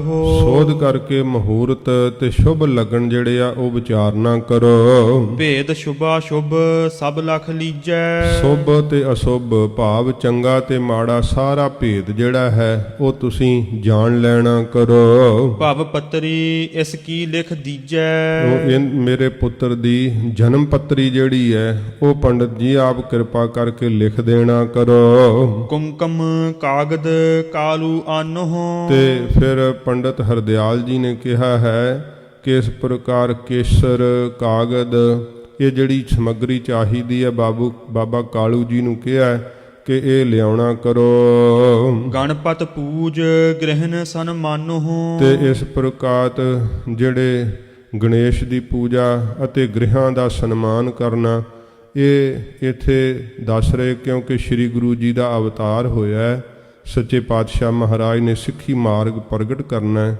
ਮਹਾਰਾਜ ਸੱਚੇ ਪਾਤਸ਼ਾਹ ਜੀ ਦੇ ਇਤਿਹਾਸ ਵਿੱਚ ਇਹੀ ਪੰਡਤ ਹਰਦਿਆਲ ਜੀ ਜਦੋਂ ਸਤਿਗੁਰੂ ਜੀ ਨੂੰ ਜਨੇਊ ਧਾਰਨ ਕਰਾਉਣ ਵਾਸਤੇ ਇਹ ਉਹ ਰਸਮ ਕਰਨ ਲੱਗਣਗੇ ਤੇ ਸੱਚੇ ਪਾਤਸ਼ਾਹ ਜੀ ਮਹਾਰਾਜ ਨੇ ਉਹ ਧਾਗੇ ਦਾ ਜੰਝੂ ਪਾਉਣ ਤੋਂ ਇਨਕਾਰ ਕਰਨਾ ਹੈ। ਸ਼ੁਭ ਜੰਝੂ ਮਹਾਰਾਜ ਨੇ ਪੰਡਤ ਹਰਦਿਆਲ ਜੀ ਨੂੰ ਦੱਸ ਕੇ ਕਿਰਤਾਰਥ ਕਰਨਾ ਹੈ ਸੱਚੇ ਪਾਤਸ਼ਾਹ ਜੀ ਨੇ। ਇਸ ਕਰਕੇ ਹਜੂਰ ਦੇ ਇਹ ਅਵਤਾਰ ਧਾਰਨ ਦੇ ਵਕਤ ਵਿੱਚ ਪੰਡਤ ਹਰਦਿਆਲ ਜੀ ਕਹਿ ਰਹੇ ਹਨ, ਪਿੱਛੋਂ ਪੜੋ ਫੇਰ। ਕੁੰਕਮ ਕਾਗਦ ਕਾਲੂ ਆਨੋ। ਕਿ ਹੇ ਬਾਬਾ ਕਾਲੂ ਜੀ ਕੇਸਰ ਤੇ ਕਾਗਜ਼ ਆਦਿਕ ਜੋ ਹੈ ਉਹ ਲਿਆਉਣਾ ਕਰੋ। ਗਣਪਤ ਪੂਜ ਗ੍ਰਹਿਨ ਸਨਮਾਨੋ। ਗ੍ਰਹਿਾਂ ਦਾ ਸਨਮਾਨ ਕਰਨਾ ਅਤੇ ਗਣਪਤੀ ਦੀ ਪੂਜਾ ਕਰਨੀ। ਬਾਲਕ ਸ਼ਬਦ ਲੈ ਜੋ ਜਨਮਾ। ਤੇ ਜਿਹੜੀ ਇਹ ਸਾਰੀ ਪੂਜਾ ਖਿਆਲ ਨਾਲ ਪੰਡਤ ਜੀ ਕਹਿੰਦੇ ਮੈਂ ਕਰਾਂਗਾ, ਫਿਰ ਤੁਸੀਂ ਮੈਨੂੰ ਇਹ ਵੀ ਦੱਸੋ ਕਿ ਜਿਹੜਾ ਸ਼ਬਦ ਲੈ ਕਰਕੇ ਫਿਰ ਪੜੋ। ਬਾਲਕ ਸ਼ਬਦ ਲੈ ਜੋ ਜਨਮਾ। ਜੋ ਸ਼ਬਦ ਲੈ ਕਰਕੇ ਬਾਲਕ ਦਾ ਜਨਮ ਹੋਇਆ ਏ ਸੋ ਸ਼ਬਦ ਸੁਨਾਵੋ ਸ਼ਰਵਨਾ। ਉਹ ਸ਼ਬਦ ਮੇਰੇ ਕੰਨਾਂ ਵਿੱਚ ਸੁਣਾਉਣਾ ਕਰੋ। ਭਇਓ ਕਾਲ ਕਿਸ ਜਨਮ ਸੁਨਾਵੋ। ਤੇ ਕਿਸ ਸਮੇਂ ਵਿੱਚ ਜਨਮ ਹੋਇਆ ਉਹ ਵੀ ਮੈਨੂੰ ਦੱਸਣਾ ਕਰੋ। ਬੂਝੋ ਧਾਏ ਹਜੂਰ ਬੁਲਾਵੋ। ਪੁੱਛੋ ਦਾਈ ਨੂੰ ਆਪਣੇ ਕੋਲ ਬੁਲਾ ਕਰਕੇ। ਸ੍ਰੀ ਨਾਨਕ ਕੀ ਦੌਲਤ ਦਾਈ। ਧੰਨ ਗੁਰੂ ਨਾਨਕ ਦੇਵ ਸੱਚੇ ਪਾਤਸ਼ਾਹ ਜੀ ਮਹਾਰਾਜ ਜੀ ਦਾ ਅਵਤਾਰ ਜਦੋਂ ਹੋਇਆ ਹੈ, ਇਹ ਦੌਲਤਾਂ ਦਾਈ ਵੱਡੇ ਭਾਗਾਂ ਵਾਲੀ ਜਿਸ ਨੂੰ ਇਹ ਸੇਵਾ ਪ੍ਰਾਪਤ ਹੋਈ। ਦੌਲਤਾਂ ਦਾਈ ਹੈ ਸੱਚੇ ਪਾਤਸ਼ਾਹ ਜੀ ਮਹਾਰਾਜ ਦੇ ਅਵਤਾਰ ਧਾਰਨ ਦੀ ਸੇਵਾ ਜਿਸ ਦਾਈ ਨੂੰ ਪ੍ਰਾਪਤ ਹੋਈ। ਸੋ ਕਾਲੂ ਤਤਕਾਲ ਬੁਲਾਈ। ਉਹ ਦੌਲਤਾਂ ਦਾਈ ਨੂੰ ਬਾਬਾ ਕਾਲੂ ਜੀ ਨੇ ਬੜੀ ਛੇਤੀ ਬੁਲਾਉਣਾ ਕੀਤਾ। ਪਠੇ ਦਾਸ ਸਭ ਸੌਜ ਮੰਗਾਈ। ਸੇਵਕ ਭੇਜ ਕਰਕੇ ਸਾਰੀ ਸਮੱਗਰੀ ਵੀ ਮੰਗਵਾ ਲਈ। ਜੋ ਜੋ ਦਿਜਬਰ ਦੀਨ ਰਜਾਈ। ਜੋ ਜੋ ਪੰਡਤ ਹਰਦਿਆਲ ਜੀ ਨੇ ਆਗਿਆ ਕੀਤੀ। ਦੋਹਰਾ ਗ੍ਰਹਿ ਪਖੇਕ। ਅਬਖੇਕ ਹਾਂਜੀ ਅਬਖੇਕ ਗ੍ਰਹਿ ਅਬਖੇਕ ਕੀ ਵਸਤ ਸਭ। ਗ੍ਰਹਿਾਂ ਦੇ ਪੂਜਾ ਦੀ ਸਾਰੀ ਜਿਹੜੀ ਵਸਤੂ ਹੈ ਕਾਲੂ ਤਹਿ ਤੇ ਲਿਆਏ। ਬਾਬਾ ਕਾਲੂ ਜੀ ਤੇ ਸਥਾਨ ਤੇ ਜਿਹੜੀ ਹੈ ਉਹਨਾਂ ਨੇ ਮੰਗਵਾ ਲਈ ਸਾਰੀ। ਬਹਰੋ ਬੈਸਿਓ ਪਾਸ ਬਿਪ। ਬਹਰੋ ਪੰਡਤ ਜੀ ਕੋਲ ਬੈਠ ਗਏ ਹਨ। ਬਦਨਿਹ ਬਚਨ ਅਲਾਏ। ਆਪਣੇ ਮੁਖ ਤੋਂ ਇਸ ਪ੍ਰਕਾਰ ਬਚਨ ਕਹਿੰਦੇ ਹਨ। ਜਾਉ ਪਈ ਘਟੀ ਏਕ ਦੋ ਜਾਮ ਤ੍ਰਿਜਮਾ। ਤੇ ਇਸ ਪ੍ਰਕਾਰ ਫਿਰ ਪਿੱਛੋਂ ਪੜੋ। ਘਟੀ ਏਕ ਦੋ ਜਾਮ। ਪਿਛਲੀ ਪੰਕਤੀ ਪੜੋ। ਬਹਰੋ ਬੈਸਿਓ ਪਾਸ ਬਿਪ। ਬਹਰੋ ਬ੍ਰਾਹਮਣ ਦੇ ਭਾਵ ਪੰਡਤ ਜੀ ਦੇ ਕੋਲ ਬੈਠ ਗਏ ਬਾਬਾ ਕਾਲੂ ਜੀ। ਬਦਨਿਹ ਬਚਨ ਅਲਾਏ। ਆਪਣੇ ਮੁਖ ਤੋਂ ਇਸ ਪ੍ਰਕਾਰ ਕਹਿਣ ਲੱਗੇ। ਜਾਉ ਪਈ ਘਟੀ ਏਕ ਦੋ ਜਾਮ ਤ੍ਰਿਜਾਮਾ। ਕਹਿੰਦੇ ਜਦੋਂ ਰਾਤ 2 ਪਹਿਰ ਤੇ ਇਸ ਪ੍ਰਕਾਰ ਇੱਕ ਘਟੀ ਕਿ 2 ਘੜੀ? ਘਟੀ ਏਕ। ਇੱਕ ਘੜੀ ਜਿਹੜੀ ਸੀ 2 ਪਹਿਰ ਤੇ ਇੱਕ ਘੜੀਆਂ ਜਦੋਂ ਰਾਤ ਬਤੀਤ ਹੋ ਗਈ। ਬਿਤੀ ਹੁਤੀ ਸਿਸ ਭਵ ਅਬਰਾਮਾ। ਜਦੋਂ ਇਉਂ ਬਤੀਤ ਹੋਈ ਤੇ ਸੁੰਦਰ ਬਾਲਕ ਦਾ ਤੇ ਸਮੇਂ ਅਵਤਾਰ ਹੋਇਆ। ਉਸ ਸਮੇਂ ਇਹ ਜਨਮ ਲਿਆ, ਕਿਉਂਕਿ ਪੰਡਤ ਜੀ ਨੇ ਪੁੱਛਿਆ ਸਮਾਂ ਕਿਹੜਾ ਸੀ, ਤੇ ਸਤਿਗੁਰੂ ਜੀ ਦੇ ਪਿਤਾ ਜੀ ਨੇ ਦੱਸਿਆ ਹੈ ਕਿ ਜਦੋਂ ਰਾਤ 2 ਪਹਿਰੇ ਤੇ 1 ਘੜੀ ਉੱਤੇ ਬਤੀਤ ਹੋ ਚੁੱਕੀ ਸੀ, ਅੰਮ੍ਰਿਤ ਵੇਲਾ ਸੀਗਾ, ਉਸ ਸਮੇਂ ਸੁੰਦਰ ਬਾਲਕ ਦਾ ਜਿਹੜਾ ਹੈ ਉਹ ਜਨਮ ਹੋਇਆ ਏ। ਕੌਣ ਸ਼ਬਦ ਲੈ ਉਪਜਿਓ ਬਾਲਕ। ਕਿਹੜਾ ਸ਼ਬਦ ਜਿਹੜਾ ਸੀ ਲੈ ਕਰਕੇ ਬਾਲਕ ਨੇ ਜਨਮ ਲਿਆ ਏ। ਧਾਏ ਬਤਾਵੋ ਸੋ ਤਤਕਾਲਕ। ਹੇ ਦਾਈ ਦੌਲਤਾਂ ਤੋ ਛੇਤੀ ਨਾਲ ਦੱਸਣਾ ਕਰ। ਬੋਲੀ ਬਚਨ ਦੌਲਤਾ ਦਾਈ। ਦੌਲਤਾਂ ਦਾਈ ਸੁਣ ਕਰਕੇ ਕਹਿਣ ਲੱਗੀ, ਸੁਨੋ ਬ੍ਰਿਤਾਂਤ ਅਹੋ ਦਿਜ ਰਾਈ। ਹੇ ਪੰਡਤ ਜੀ, ਜੋ ਹੈ ਇਹ ਬ੍ਰਿਤਾਂਤ ਤੁਸੀਂ ਸੁਣਨਾ ਕਰੋ। ਬਹੁ ਸਿਸ ਜਨਮੇ ਮਮ ਕਰ ਮਾਹੀ। ਮੇਰੇ ਹੱਥਾਂ ਦੇ ਅੰਦਰ ਬੜੇ ਹੀ ਬਾਲਕਾਂ ਦਾ ਜਨਮ ਹੋਇਆ ਏ। ਯਹ ਅਚਰਜ ਕਬ ਦੇਖਿਓ ਨਾਹੀ। ਪਰ ਐਸਾ ਅਚਰਜ ਜੋ ਇਹਨਾਂ ਦੇ ਜਨਮ ਵੇਲੇ ਹੋਇਆ ਉਹ ਮੈਂ ਕਦੇ ਵੀ ਨਹੀਂ ਵੇਖਿਆ। ਦੀਰਘ ਨਰ ਜਿਉ ਬਿਗਸ ਮਿਲੇ ਹੈ। ਵੱਡੇ ਜਿਵੇਂ ਮਨੁੱਖ ਆਪਸ ਦੇ ਅੰਦਰ ਹੱਸ ਕੇ ਮਿਲਦੇ ਆ, ਤਿਉ ਇਨ ਕੀਨੇ ਸ਼ਬਦ ਭਲੇ ਹੈ। ਜਦੋਂ ਇਹਨਾਂ ਦਾ ਜਨਮ ਹੋਇਆ ਜਿਵੇਂ 2 ਮਨੁੱਖ ਆਪਸ ਵਿੱਚ ਮਿਲਣ ਸਿਆਣੇ ਤੇ ਹੱਸਣ ਦੀ ਆਵਾਜ਼ ਆਉਂਦੀ ਹੈ, ਉਵੇਂ ਹੱਸੇ ਹਨ ਜਦੋਂ ਇਹ ਅਵਤਾਰ ਧਾਰਿਆ ਇਹਨਾਂ ਨੇ। ਸ਼ੁਭ ਲੱਛਣ ਸ਼ੁਭ ਅੰਗਨ ਮਾਹੀ। ਤੇ ਸਾਰੇ ਅੰਗਾਂ ਦੇ ਅੰਦਰ ਸ਼ੁਭ ਲੱਛਣ ਹਨ, ਸਾਰੇ ਅੰਗ ਸ਼ੁਭ ਹਨ ਤੇ ਸ਼ੁਭ ਹੀ ਉਹਨਾਂ ਦੇ ਲਕਸ਼ਣ ਹਨ। ਆਨ ਨਰਨ ਜਿਉ ਨਰ ਇਹ ਨਾਹੀ। ਹੋਰ ਮਨੁੱਖਾਂ ਵਰਗੇ ਇਹ ਮਨੁੱਖ ਨਹੀਂ ਹਨ। ਦੋਹਰਾ ਸੁਨ ਦਿਜਬਰ ਸਭ ਬਚਨ ਕੋ। ਸਾਰੇ ਬਚਨ ਜਦੋਂ ਪੰਡਤ ਜੀ ਨੇ ਸ੍ਰੇਸ਼ਟ ਪੰਡਤ ਹਰਦਿਆਲ ਜੀ ਨੇ ਸਰਵਣ ਕੀਤੇ ਐ। ਦੋ ਜੋਤਿਸ਼ ਕੀਨ ਵਿਚਾਰ। ਫਿਰ ਆਪਣੇ ਜੋਤਿਸ਼ ਵਿਦਿਆ ਦੁਆਰਾ ਵਿਚਾਰ ਕਰਨਾ ਕੀਤੀ। ਸ਼ੁਭ ਨਛੱਤਰ ਸ਼ੁਭ ਕਾਲ ਮਹਿ। ਕਿ ਨਛੱਤਰ ਵੀ ਸ਼ੁਭ ਹੈ, ਕਾਲ ਵੀ ਜਿਹੜਾ ਹੈ ਸਮਾਂ ਬੜਾ ਸ਼ੁਭ ਹੈ। ਸ਼ੁਭ ਥਿਤ ਪੁਨ ਸ਼ੁਭ ਵਾਰ।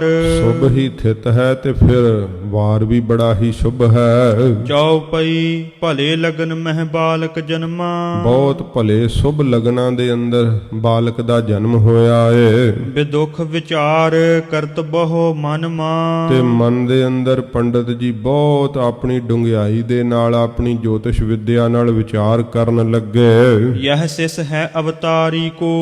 ਤੇ ਪੰਡਤ ਜੀ ਦੀ ਵਿਦਿਆ ਕਹਿੰਦੀ ਹੈ ਕਿ ਇਹ ਬਾਲਕ ਕੋਈ ਅਵਤਾਰੀ ਪੁਰਖ ਹੈ। ਵੱਡਾ ਭਾਗ ਕਾਲੂ ਕੇ ਹੋ। ਕਿ ਬਾਬਾ ਕਾਲੂ ਜੀ ਦੇ ਤਾਂ ਬਹੁਤ ਵੱਡੇ ਹੀ ਭਾਗ ਹੋ ਗਏ ਨੇ। ਕੈ ਬਿਦ ਬਿਸ਼ਨ ਕੇ ਸ਼ਿਵ ਭਵ ਲੀਨੋ। ਹੁਣ ਆਪਣੀ ਵਿਦਿਆ ਮੁਤਾਬਕ ਅੰਦਾਜ਼ੇ ਲਾਉਂਦੇ ਆ ਪੰਡਤ ਜੀ, ਪਰ ਪੰਡਤ ਹਰਦਿਆਲ ਜੀ ਨੂੰ ਨਹੀਂ ਪਤਾ ਕਿ ਤੇ ਆਪ ਨਾਰਾਇਣ ਕਲਾ ਧਾਰ ਜਗ ਮਹਿ ਪਰਵਰਿਓ। ਨਿਰੰਕਾਰ ਆਕਾਰ ਜੋਤ ਜਗ ਮੰਡਲ ਕਰਿਓ। ਪੰਡਤ ਜੀ ਅੰਦਾਜ਼ਾ ਲਾ ਰਹੇ ਐ ਕਿ ਜਾਂ ਤਾਂ ਇਹ ਬ੍ਰਹਮਾ ਦਾ ਅਵਤਾਰ ਹਨ, ਜਾਂ ਵਿਸ਼ਨੂੰ ਦਾ ਅਵਤਾਰ ਹਨ, ਜਾਂ ਸ਼ਿਵਾ ਦਾ ਅਵਤਾਰ ਹਨ। ਜਗਤ ਉਦਾਹਰਨ ਲੱਛਣ ਚੀਨੋ। ਕਿ ਇਹਨਾਂ ਦੇ ਲਕਸ਼ਣ ਤਾਂ ਜਗਤ ਦੇ ਕਲਿਆਣ ਵਾਲੇ ਪ੍ਰਗਟ ਹੋ ਰਹੇ ਆ। ਆਤ ਪੱਤਰ ਇਸ ਸੀਸ ਚੁਲਾਰੇ। ਇਹਨਾਂ ਦੇ ਸ਼ੀਸ਼ ਦੇ ਉੱਤੇ ਜਿਹੜਾ ਛਤਰ ਹੈ ਉਹ ਝੁੱਲੇਗਾ। ਪੁਰਬੀ ਨਿਸਾ ਜਨਮ ਭਇਓ ਬਾਰੇ। ਕਿਉਂ ਪੁਰਬ ਦੀ ਨਿਸ਼ਾ ਰਾਤ ਨੂੰ ਜਿਹੜਾ ਹੈ ਇਹਨਾਂ ਦਾ ਜਨਮ ਹੋਇਆ ਏ। ਚੱਕਰ ਵਰਤ ਹੋਵੇ ਭਵ ਮਾਹੀ। ਇਹ ਸੰਸਾਰ ਦੇ ਅੰਦਰ ਚੱਕਰਵਰਤੀ ਹੋਣਗੇ। ਕਰਹਿ ਦਿਗ ਵਿਜੈ ਸੰਸੈ ਨਾਹੀ। ਇਹ ਦਿਗਵਜਈ ਹੋਣਗੇ, ਸੰਸਾ ਨਹੀਂ ਇਸ ਗੱਲ ਦੇ ਅੰਦਰ। ਸਾਰਾ ਸੰਸਾਰ ਝੁਕਾ ਦੇਣਗੇ। ਸਿੱਧ ਪੀਰ ਸਭ ਚਰਨੀ ਲਾਇਆ। ਇਹ ਸੱਚੇ ਪਾਤਸ਼ਾਹ ਜੀ ਮਹਾਰਾਜ ਧੰਨ ਗੁਰੂ ਨਾਨਕ ਸਾਹਿਬ ਦੇ ਅਵਤਾਰ ਧਾਰਨ ਤੇ ਹੀ ਪੰਡਤ ਜੀ ਆਪਣੀ ਵਿਦਿਆ ਦੇ ਨਾਲ ਵੇਖ ਰਹੇ ਹਨ। ਦਰਸ਼ਨ ਕੀ ਔਰ ਲਾਲ ਸਕੀਨੀ। ਮਹਾਰਾਜ ਜੀ ਦੇ ਦਰਸ਼ਨਾਂ ਦੀ ਲਾਲਸਾ ਕਰ ਲਈ ਪੰਡਤ ਜੀ ਨੇ ਆਪਣੇ ਮਨ ਦੇ ਅੰਦਰ। ਦੇਹ ਸਫਲ ਆਪਣੀ ਦਿਜ ਚੀਨੀ। ਤੇ ਆਪਣੀ ਦੇਹ ਨੂੰ ਸਫਲਾ ਕਰਨਾ ਜਾਣਿਆ ਕਿ ਮੈਂ ਵੀ ਦਰਸ਼ਨ ਪਾ ਲਵਾਂ। ਐਸੇ ਅਵਤਾਰੀ ਪੁਰਖ ਦਾ ਤੇ ਮੇਰੀ ਵੀ ਦੇਹ ਸਫਲੀ ਹੋ ਜਾਵੇਗੀ। ਦੋਹਰਾ ਕਾਲੂ ਸੋ ਪੁਨ ਦਿਜ ਕਹੀ। ਫਿਰ ਪੰਡਤ ਜੀ ਬਾਬਾ ਕਾਲੂ ਜੀ ਦੇ ਤਾਈਂ ਕਹਿਣ ਲੱਗੇ ਬਾਲਕ ਮੋਹਿ ਦਿਖਾਏ। ਕਿ ਮੈਨੂੰ ਬਾਲਕ ਦਾ ਦਰਸ਼ਨ ਜਿਹੜਾ ਉਹ ਕਰਾਉਣਾ ਕਰੋ। ਸੁਨ ਕਰ ਦਾਈ ਦੌਲਤਾਂ। ਸੁਣ ਕਰਕੇ ਦਾਈ ਦੌਲਤਾਂ ਜੋ ਹੈ ਲੀਨੀ ਸਪਤ ਬੁਲਾਏ। ਉਹਨੂੰ ਫਿਰ ਛੇਤੀ ਨਾਲ ਬੁਲਾਉਣਾ ਕੀਤਾ। ਚਉਪਈ ਬਾਲਕ ਆਨ ਵਿਪਰ ਕੇ ਪਾਸਾ। ਕਿ ਬਾਬਾ ਕਾਲੂ ਜੀ ਕਹਿੰਦੇ ਆ ਪੰਡਤ ਜੀ ਦੇ ਕੋਲ ਇਹ ਦੌਲਤਾਂ ਤੂੰ ਬਾਲਕ ਨੂੰ ਲੈ ਕੇ ਆਉਣਾ ਕਰ। ਧਾਏ ਗਈ ਸੁਨ ਮਦ ਅਵਾਸਾ। ਤੇ ਦੌਲਤਾਂ ਦਾਈ ਸੁਣ ਕਰਕੇ ਘਰ ਦੇ ਅੰਦਰ ਚਲੀ ਗਈ ਹੈ। ਜਾਂਚਿਓ ਬਾਲਕ ਜਨਨ ਨਾ ਦੇਈ। ਮਾਤਾ ਤ੍ਰਿਪਤਾ ਜੀ ਦੇ ਕੋਲੋਂ ਬਾਲਕ ਰੂਪ ਗੁਰੂ ਨਾਨਕ ਸਾਹਿਬ ਜੀ ਨੂੰ ਜਾਚਿਆ ਮੰਗਿਆ ਹੈ, ਪਰ ਮਾਤਾ ਜੀ ਨਹੀਂ ਦਿੰਦੇ ਹਨ। ਜਿਉ ਕਿਰਪਨ ਧਨ ਪ੍ਰੀਤ ਰਖੇਈ। ਕਵੀ ਜੀ ਇੱਥੇ ਦ੍ਰਿਸ਼ਟਾਨ ਦਿੰਦੇ ਆ, ਕਹਿੰਦੇ ਜਿਵੇਂ ਸੂਮ ਆਪਣੇ ਧਨ ਨਾਲ ਬੜਾ ਪਿਆਰ ਕਰਦਾ ਨਾ, ਚਿੱਤ ਰੱਖਦਾ ਉਹਦੇ ਅੰਦਰ, ਮਾਤਾ ਜੀ ਪੁੱਤਰ ਦੇ ਅੰਦਰ ਧੰਨ ਗੁਰੂ ਨਾਨਕ ਸਾਹਿਬ ਜੀ ਮਹਾਰਾਜ ਜੋ ਬਾਲਕ ਸਰੂਪ ਹਨ, ਹਜੂਰ ਦੇ ਅੰਦਰ ਆਪਣਾ ਚਿੱਤ ਜਿਹੜਾ ਬੜਾ ਪਿਆਰ ਲਾ ਕਰਕੇ ਦੇਣਾ ਨਹੀਂ ਚਾਹੁੰਦੇ ਹਨ। ਕਹੇ ਸਰਦ ਰੁੱਤ ਸਰਦੀ ਲੱਗਹਿ। ਮਾਤਾ ਜੀ ਕਹਿੰਦੇ ਸਰਦ ਰੁੱਤ ਵੈ ਤੇ ਬਾਹਰ ਸਰਦੀ ਲੱਗ ਜਾਵੇਗੀ। ਮ੍ਰਿਦਲ ਬਾਲ ਬਾਹਰ ਕਸ ਮੰਗਹਿ। ਤੇ ਬਹੁਤ ਕੋਮਲ ਸਰੀਰ ਹੈ ਬਾਲਕ ਦਾ, ਬਾਹਰ ਕਿਸ ਪ੍ਰਕਾਰ ਬੁਲਾ ਰਹੇ ਆ, ਕਿਉਂ ਮੰਗ ਰਹੇ ਹਨ। ਬਹੁਰ ਬੇਦੁਖ ਹੈ ਬਾਰੰਬਾਰਾ। ਪਰ ਬਾਰ-ਬਾਰ ਜਦੋਂ ਪੰਡਤ ਹਰਦਿਆਲ ਜੀ ਨੇ ਕਿਹਾ ਏ ਜਾਚਿਓ ਦਿਓ ਤਾਤ ਅਤ ਪਿਆਰਾ। ਤੇ ਫਿਰ ਮੰਗਿਆ ਹੋਇਆ ਅਤ ਪਿਆਰਾ ਪੁੱਤਰ ਜਿਹੜਾ ਸੀ ਮਾਤਾ ਜੀ ਨੇ ਦੇ ਦਿੱਤਾ। ਲੈ ਕਰ ਦੌਲਤ ਬਾਹਰ ਆਈ। ਲੈ ਕਰਕੇ ਦੌਲਤਾਂ ਦਾਈ ਧੰਨ ਗੁਰੂ ਨਾਨਕ ਸਾਹਿਬ ਸੱਚੇ ਪਾਤਸ਼ਾਹ ਜੀ ਨੂੰ ਗੋਦ ਵਿੱਚ ਹਜੂਰ ਨੂੰ ਉਠਾ ਕਰਕੇ ਆਈ ਹੈ ਬਾਹਰ। ਆਨਨ ਆਰਨ ਜਾਤ ਸੁਹਾਈ। ਸੱਚੇ ਪਾਤਸ਼ਾਹ ਜੀ ਦਾ ਕਮਲ ਮੁਖ ਐਨ ਕਮਲ ਦੇ ਤਰ੍ਹਾਂ ਸੱਚੇ ਪਾਤਸ਼ਾਹ ਜੀ ਦਾ ਪਵਿੱਤਰ ਮੁਖਾਰਬਿੰਦ ਖਿੜਿਆ ਹੋਇਆ ਏ। ਲਗ ਤਨ ਜੋਤ ਵਿਸਾਲ ਬਿਰਾਜਹਿ। ਸੱਚੇ ਪਾਤਸ਼ਾਹ ਦਾ ਲਗ ਤਨ ਸਰੀਰ ਤਾਂ ਬੜਾ ਛੋਟਾ ਹੈ, ਪਰ ਹਜੂਰ ਦੇ ਅੰਦਰ ਜੋਤ ਉਹ ਬਿਰਾਜ ਰਹੀ ਹੈ। ਨਿਰੰਕਾਰ ਦਾ ਸੱਚੇ ਪਾਤਸ਼ਾਹ ਸਰੂਪ ਧਾਰਿਆ ਗਰੀਬ ਨਵਾਜ ਜੀ ਨੇ। ਸੱਚੇ ਪਾਤਸ਼ਾਹ ਜੀ ਮਹਾਰਾਜ ਦੇ ਅੰਦਰ ਉਹ ਜੋਤ ਪ੍ਰਕਾਸ਼ ਰਹੀ ਹੈ, ਜਿਸ ਕਰਕੇ ਸਾਰੇ ਭਵਨ ਹੀ ਪ੍ਰਕਾਸ਼ਮਾਨ ਹੋ ਰਹੇ ਹੈ। ਨਿਰੰਕਾਰ ਨੇ ਆਪ ਰੂਪ ਧਾਰਿਆ ਸੱਚੇ ਪਾਤਸ਼ਾਹ ਜੀ ਦਾ ਪਵਿੱਤਰ ਮੁਖਾਰਬਿੰਦ ਜਿਹੜਾ ਲਾਲਗੀ ਦੇ ਸਹਿਤ ਬਹੁਤ ਖਿੜਿਆ ਹੋਇਆ ਹੈ। ਜਿਉ ਬਟ ਅਖੈ ਰੂਪ ਲਗ ਛਾਜਹਿ। ਤੇ ਕਵੀ ਰਾਜ ਇੱਥੇ ਪ੍ਰਮਾਣ ਦਿੰਦੇ ਆ, ਕਹਿੰਦੇ ਜਿਹੜਾ ਬੋੜ ਦਾ ਰੁੱਖ ਹੁੰਦਾ ਹੈ ਨਾ, ਉਹ ਅਖੈ ਨਾਸ਼ ਤੋਂ ਰਹਿਤ ਹੁੰਦਾ ਬੜੇ ਵਿਸਥਾਰ ਸਹਿਤ, ਪਰ ਜਦੋਂ ਉਹਦਾ ਬੀਜ ਵੇਖੀਏ ਤੇ ਉਹ ਤਾਂ ਬਹੁਤ ਛੋਟਾ ਜਿਹਾ ਹੁੰਦਾ ਹੈ, ਲਗ ਹੁੰਦਾ, ਛੋਟਾ ਦਿਖਾਈ ਦਿੰਦਾ ਹੈ। ਇਵੇਂ ਸੱਚੇ ਪਾਤਸ਼ਾਹ ਜੀ ਮਹਾਰਾਜ ਤਾਂ ਬਹੁਤ ਵਿਸਥਾਰ ਦੇ ਸਹਿਤ ਨੇ ਗਰੀਬ ਨਵਾਜ, ਕਿਉਂਕਿ ਸਤਿਗੁਰਾਂ ਜੀ ਦਾ ਅਜੇ ਸਿੱਖੀ ਦਾ ਪ੍ਰਚਾਰ ਕਰਨਾ, ਗਰੀਬ ਨਵਾਜ ਨੇ 9 ਖੰਡਾਂ ਦੀ ਪ੍ਰਿਥਵੀ ਦਾ ਰਟਨ ਕਰਕੇ ਸਿੱਖੀ ਦਾ ਵਿਸਥਾਰ ਕੀਤਾ। ਇਹ ਤਾਂ ਉਹ ਬੋੜ ਦੇ ਫਲਾਂ ਦੀ ਵਾਂਗ ਜ਼ਿਕਰ ਕਰ ਰਹੇ ਹੈ, ਪਰ ਸਤਿਗੁਰੂ ਜੀ ਦਾ ਅਜੇ ਅਵਤਾਰ ਹੋਇਆ ਨਾ, ਇਸ ਕਰਕੇ ਕਹਿੰਦੇ ਉਹ ਬਟਕ ਬੀਜ ਦੀ ਤਰ੍ਹਾਂ, ਬੋੜ ਦੇ ਬੀਜ ਦੀ ਤਰ੍ਹਾਂ ਸੱਚੇ ਪਾਤਸ਼ਾਹ ਦਾ ਸਰੂਪ ਛੋਟਾ ਦਿਸ ਰਿਹਾ, ਪਰ ਗਰੀਬ ਨਵਾਜ ਤਾਂ ਆਪ ਨਿਰੰਕਾਰ ਹਨ। ਦੋਹਰਾ ਦਿਜਵਰ ਅਤ ਮਤਵਾਨ। ਜੋ ਪੰਡਤ ਜੀ ਹਨ ਨਾ, ਪੰਡਤ ਹਰਦਿਆਲ ਜੀ ਬੜੇ ਹੀ ਸਿਆਣੇ ਨੇ। ਮਨ ਸਰਬ ਲਿੰਗ ਪਹਿਚਾਨ। ਮਨ ਦੇ ਅੰਦਰ ਸਾਰੇ ਜਿਹੜੇ ਲਿੰਗ ਚਿੰਨ ਹਨ ਉਹ ਪਹਿਚਾਨ ਲਏ ਆ ਪੰਡਤ ਜੀ ਨੇ। ਹੇਰਤ ਉਰ ਹਰਖਤ ਸਰਸ। ਜਦੋਂ ਸੱਚੇ ਪਾਤਸ਼ਾਹ ਜੀ ਨੂੰ ਦਾਈ ਦੌਲਤਾਂ ਨੇ ਗੋਦ ਵਿੱਚ ਉਠਾਇਆ ਹੋਇਆ ਹੈ ਤੇ ਪੰਡਤ ਹਰਦਿਆਲ ਜੀ ਦੀ ਨਿਗਾਹ ਹਜੂਰ ਦੇ ਮਸਤਕ ਦੇ ਉੱਤੇ ਪਈ ਹੈ, ਤੇ ਉਸ ਸਮੇਂ ਕੀ ਹੋਇਆ ਫਿਰ ਪੜੋ। ਹੇਰਤ ਉਰ ਹਰਖਤ ਸਰਸ। ਤੇ ਬਹੁਤ ਸਹਿਤ ਰਸ ਦੇ ਹੋ ਗਏ, ਚਿਹਰਾ ਖਿੜ ਗਿਆ, ਪੰਡਤ ਜੀ ਖੁਸ਼ ਹੋ ਗਏ ਹਜੂਰ ਦਾ ਦਰਸ਼ਨ ਵੇਖਦਿਆਂ ਸਾਰ ਹੀ। ਠਾਂਡਾ ਭਇਓ ਸੁਜਾਨ। ਤੇ ਉਸੇ ਸਮੇਂ ਜਿਹੜੇ ਸੁਜਾਨ ਸਿਆਣੇ ਹਨ ਨਾ, ਪੰਡਤ ਹਰਦਿਆਲ ਜੀ ਖੜੇ ਹੋ ਗਏ, ਜਿਵੇਂ ਆਪਣੇ ਇਸ਼ਟ ਦੇਵ ਦਾ ਕੋਈ ਮਾਣ ਕਰਦਾ, ਸਤਿਕਾਰ ਕਰਦਾ। ਸੱਚੇ ਪਾਤਸ਼ਾਹ ਜੀ ਨੂੰ ਦੂਰੋਂ ਜਦੋਂ ਦਾਈ ਦੌਲਤਾਂ ਦੀ ਗੋਦ ਵਿੱਚ ਵੇਖਿਆ ਪੰਡਤ ਹਰਦਿਆਲ ਜੀ ਨੇ, ਮੁਖੜਾ ਵੇਖ ਕਰਕੇ ਅਦਬ ਦੇ ਵਿੱਚ ਸੀਸ ਝੁਕ ਗਿਆ। ਸਤਿਕਾਰ ਦੇ ਨਾਲ ਪੰਡਤ ਜੀ ਆਸਣ ਛੱਡ ਕੇ ਹੱਥ ਜੋੜ ਕੇ ਖਲੋ ਗਏ। ਚਉਪਈ ਪੁਲਕਿਓ ਪਰਮ ਪ੍ਰੇਮ ਮਹਿ ਮਨੁਆ। ਸੱਚੇ ਪਾਤਸ਼ਾਹ ਦਾ ਦਰਸ਼ਨ ਵੇਖ ਕਰਕੇ ਨਾ, ਪਰਮ ਪ੍ਰੇਮ ਦੇ ਅੰਦਰ, ਵੱਡੇ ਪ੍ਰੇਮ ਦੇ ਅੰਦਰ ਮਨ ਜਿਹੜਾ ਸੀ ਨਾ, ਉਹ ਪ੍ਰੇਮ ਦੇ ਪ੍ਰਵਾਹ ਵਿੱਚ ਵਹਿ ਗਿਆ ਤੇ ਸਰੀਰ ਦੇ ਉੱਤੇ ਪੁਲਕਾਤ ਅਵਸਥਾ ਆ ਗਈ। ਸਾਰੇ ਹੀ ਰੋਮ ਸਰੀਰ ਦੇ ਪੰਡਤ ਜੀ ਦੇ ਖੜੇ ਹੋ ਗਏ। ਅਜੇ ਤਾਂ ਹਜੂਰ ਦਾ ਦਰਸ਼ਨ ਕੀਤਾ ਸੱਚੇ ਪਾਤਸ਼ਾਹ ਦਾ। ਗਰੀਬ ਨਵਾਜ ਜੀ ਦੇ ਚਿਹਰੇ ਦਾ ਹੀ ਦਰਸ਼ਨ ਪਾ ਕੇ ਪੰਡਤ ਜੀ ਦਾ ਮਨ ਪ੍ਰੇਮ ਦੇ ਵੇਗ ਵਿੱਚ ਵਹਿ ਤੁਰਿਆ ਤੇ ਸਾਰੇ ਸਰੀਰ ਦੇ ਰੋਮ ਖੜੇ ਹੋ ਗਏ। ਬੰਧਨ ਕਰ ਜਾਣਿਓ ਨਿਜ ਧਨੁਆ। ਤੇ ਸਤਿਗੁਰੂ ਪਾਤਸ਼ਾਹ ਜੀ ਮਹਾਰਾਜ ਵੱਲ ਵੇਖ ਕਰਕੇ ਪੰਡਤ ਹਰਦਿਆਲ ਜੀ ਨੇ ਬੰਦਨਾ ਕੀਤੀ, ਨਮਸਕਾਰ ਕੀਤੀ ਧਰਤੀ ਤੇ ਮੱਥਾ ਲਾ ਕਰਕੇ ਤੇ ਫਿਰ ਆਪਣੇ ਆਪ ਨੂੰ ਧਨ ਸਮਝਿਆ ਕਿ ਮੈਨੂੰ ਦਰਸ਼ਨ ਹੋ ਗਿਆ ਇਹਨਾਂ ਦਾ।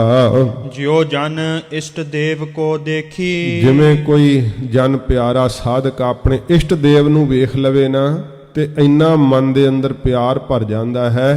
ਇੰਨਾ ਪਿਆਰ ਪੰਡਤ ਹਰਦਿਆਲ ਜੀ ਦੇ ਅੰਦਰ ਹਜੂਰ ਦਾ ਦਰਸ਼ਨ ਵੇਖ ਕੇ ਭਰ ਗਿਆ। ਜਿਵੇਂ ਕੋਈ ਆਪਣੇ ਇਸ਼ਟ ਦੇਵ ਨੂੰ ਸਾਧਕ ਨਮਸਕਾਰ ਕਰਦਾ ਹੈ ਨਾ ਸਾਧਨਾ ਕਰਨ ਵਾਲਾ, ਇਵੇਂ ਪੰਡਤ ਹਰਦਿਆਲ ਜੀ ਸੱਚੇ ਪਾਤਸ਼ਾਹ ਨੂੰ ਅੱਗੇ ਨਮਸਕਾਰਾਂ ਕਰਦੇ ਆ।